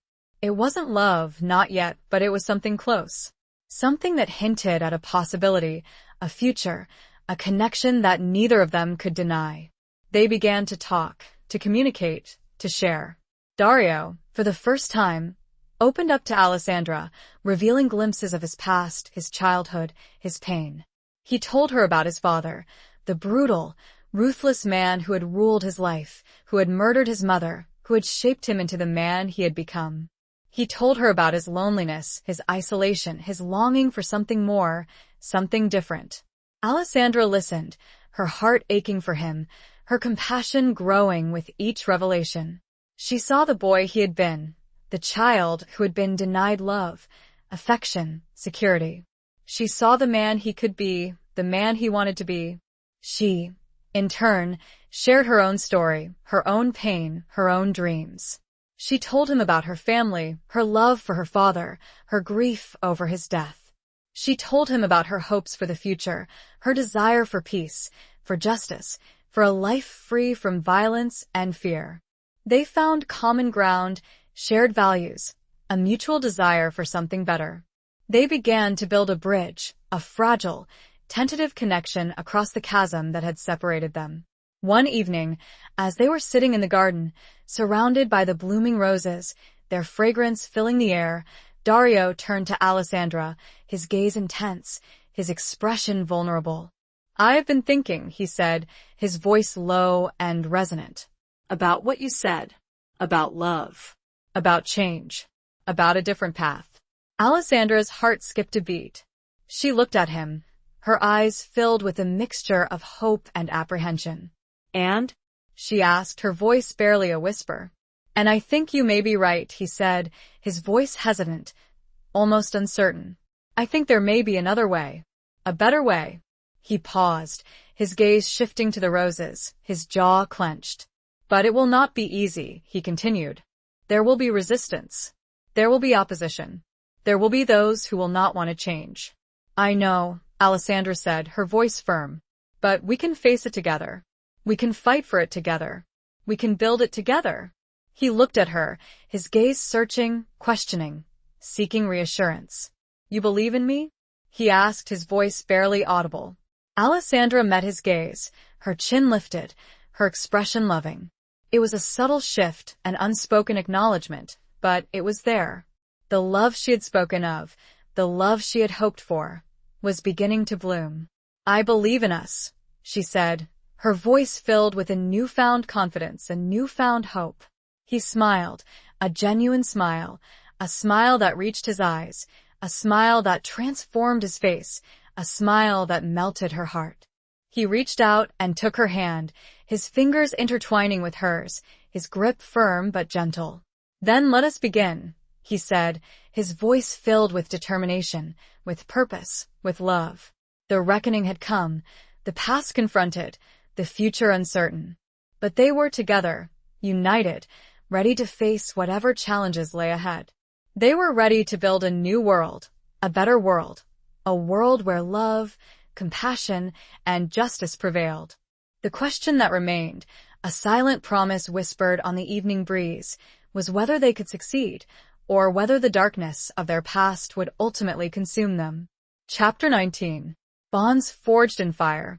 The decision to forge a new path, to move away from the brutal traditions of the past, was met with resistance, as Dario had predicted. The old guard, the consigliere and capo regimes who had thrived under the old system, were skeptical, suspicious, and outright hostile. They saw Dario's new direction as a weakness, a betrayal of their values, a threat to their power. The whispers of discontent grew louder, the murmurs of rebellion more frequent. There were threats, veiled and overt, attempts to undermine Dario's authority, to sabotage his efforts, to restore the old ways. Dario, with Alessandra by his side, faced the opposition head-on. He was firm, resolute, unwavering in his commitment to change. He used his power, his influence, his reputation to quell the dissent, to silence the critics, to enforce his vision. But he also used something else. Something new, something unexpected. He used compassion, understanding, empathy. He listened to their concerns, addressed their fears, offered them alternatives. He showed them that there was another way, a better way, a way that could benefit them all. Alessandra played a crucial role in this transformation. She was the bridge between Dario and his men, the voice of reason, the advocate for change. She used her intelligence, her charm, her growing influence to persuade, to convince, to win them over. She organized meetings, gatherings, social events, where she brought together the opposing factions, fostering dialogue, understanding, and reconciliation. She spoke to them, not as the capo's wife, but as a woman, a human being, a friend. She shared her own story, her own pain, her own hopes for the future. She spoke of justice, of fairness, of a world free from violence and fear. She spoke of love, of compassion, of the power of forgiveness. She spoke of a new beginning, a new legacy, a new family. Her words resonated with them, touched their hearts, opened their minds. They saw in her a reflection of their own desires, their own hopes, their own longing for something better. Slowly, gradually, the resistance began to crumble. The old guard, the skeptics, the enemies, began to see the light. They began to understand, to accept, to embrace the new vision. The bonds forged in fire, the bonds of loyalty, respect, and love, proved stronger than the old ties of tradition, fear, and hatred. The family, once divided by conflict and betrayal, began to unite, to heal, to transform. One evening, as Dario and Alessandra were standing on the balcony of the palazzo, overlooking the city lights, a group of men approached them. They were the consigliere, the capo regimes, the leaders of the family. They bowed their heads, their faces filled with a mixture of respect and gratitude. Don Benedetti, one of them said, his voice filled with emotion, We have come to pledge our loyalty.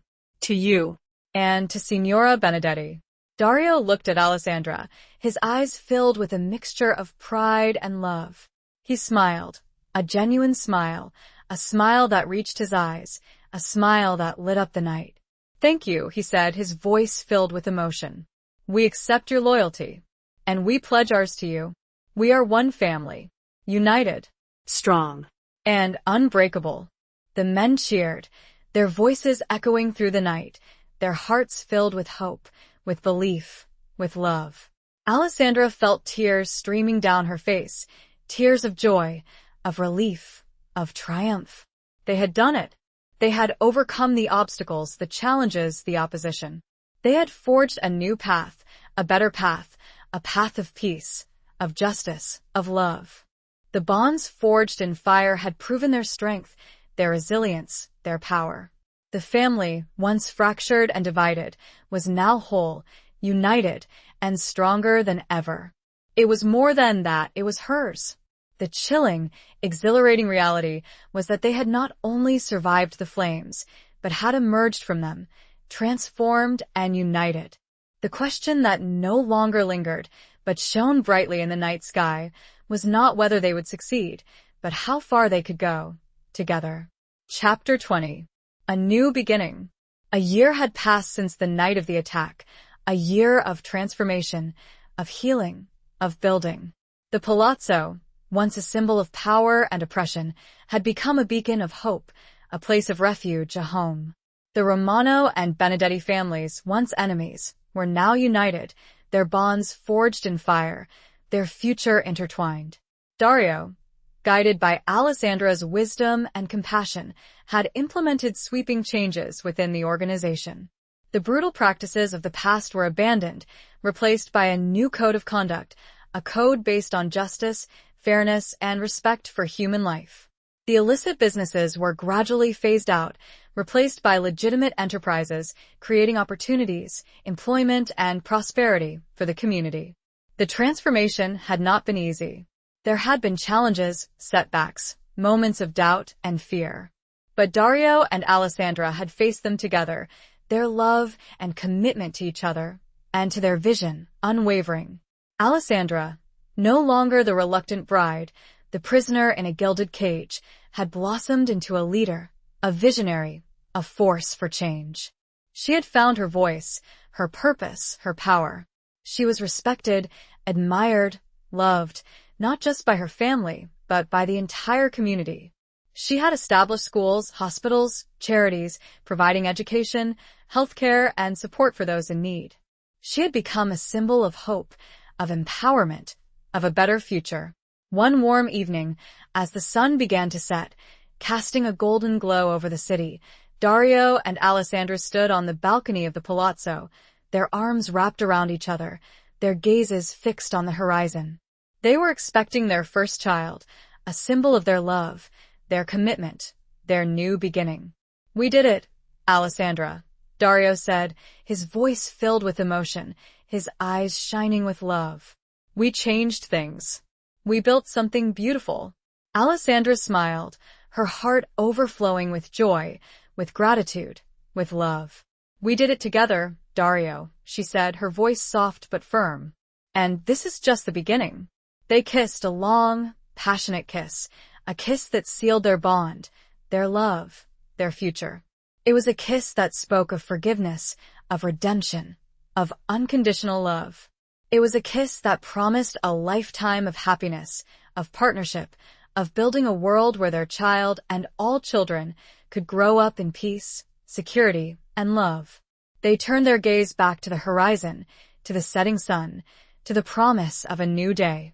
The city lights twinkled below them, a testament to their hard work, their dedication, their transformation.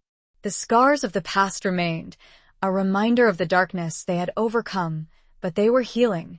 The wounds were closing, the pain fading, replaced by hope, by love, by a future filled with endless possibilities. They had chosen a different path, a path of peace, of justice, of love. And that path had led them to this. To a new beginning, a new legacy, a new family. Dario wrapped his arms tighter around Alessandra, pulling her closer, his hand resting gently on her swollen belly, feeling the life that grew within her, the symbol of their hope, their future. "I love you, Alessandra," he said, his voice filled with emotion, his eyes shining with a love that was unconditional, unwavering, eternal. "I love you, Dario," she replied, her voice filled with the same emotion, the same love, the same promise. The sun dipped below the horizon, painting the sky in shades of orange, pink, and purple, a breathtaking spectacle, a celebration of their love, their triumph, their new beginning. The darkness had been banished, replaced by the light of hope, the light of love, the light of a future they would build together, a future they would share, a future that was finally, truly, their own. This was not just a new dawn, but a lasting, radiant sunrise. Epilogue. The villa, once a scene of heartbreak and loss, now echoed with laughter and the joyful cries of children. It was the annual Romano Benedetti family gathering, a tradition that Alessandra had insisted upon, a symbol of unity, forgiveness, and the enduring power of family.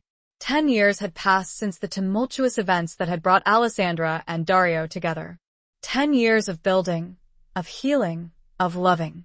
Their family had grown, 2 beautiful daughters and a son, each a testament to their enduring bond, their shared vision, their triumph over adversity. Dario, his hair now streaked with silver, his face lined with the marks of time and experience, watched Alessandra from across the crowded room. She was radiant, her laughter infectious, her spirit undimmed by the passage of years. She was surrounded by their children, their grandchildren, their extended family, a vibrant tapestry of love, loyalty, and unbreakable bonds.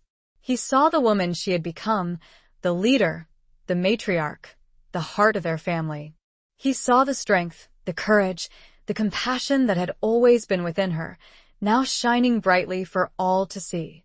He saw the woman he loved, the woman who had changed his life, the woman who had shown him the true meaning of love.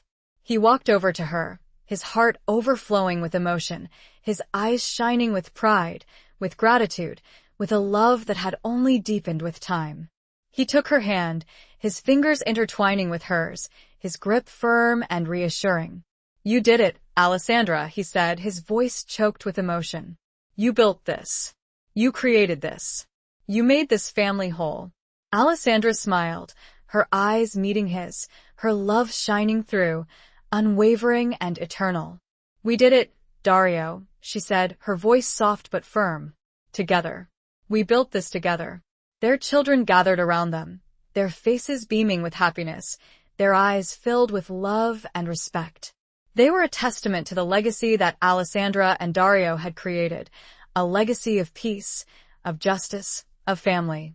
The old wounds had healed, the scars fading, replaced by the bonds of love, of loyalty, of shared experience. The past was not forgotten, but it was forgiven. It was a reminder of the darkness they had overcome, the challenges they had faced, the triumph they had achieved. Dario looked around the room, at the faces of his family, at the laughter and joy that filled the air. He saw the future, a future filled with hope, with promise, with love. He saw the legacy he would leave behind, a legacy that would endure for generations to come. He had been a man of violence, a man of power, a man of darkness. But Alessandra had shown him the light. She had shown him the power of love, the power of forgiveness, the power of change. He had been a capo, a boss, a leader, but she had made him a man, a husband, a father, a human being, and he was grateful. Grateful for her love, her strength, her belief in him. Grateful for the family they had built, the life they had shared, the future that awaited them. As the sun set, casting a warm, golden glow over the villa, over the family gathered there, over the promise of a new generation, Dario and Alessandra stood together, their hands clasped, their hearts united, their love eternal. They had found their way through the darkness. They had forged their bonds in fire. They had built their legacy on love.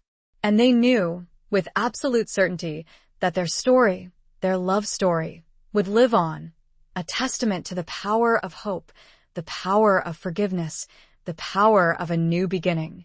The ending was not an end, but a continuation, a testament to a love that had conquered all. The end.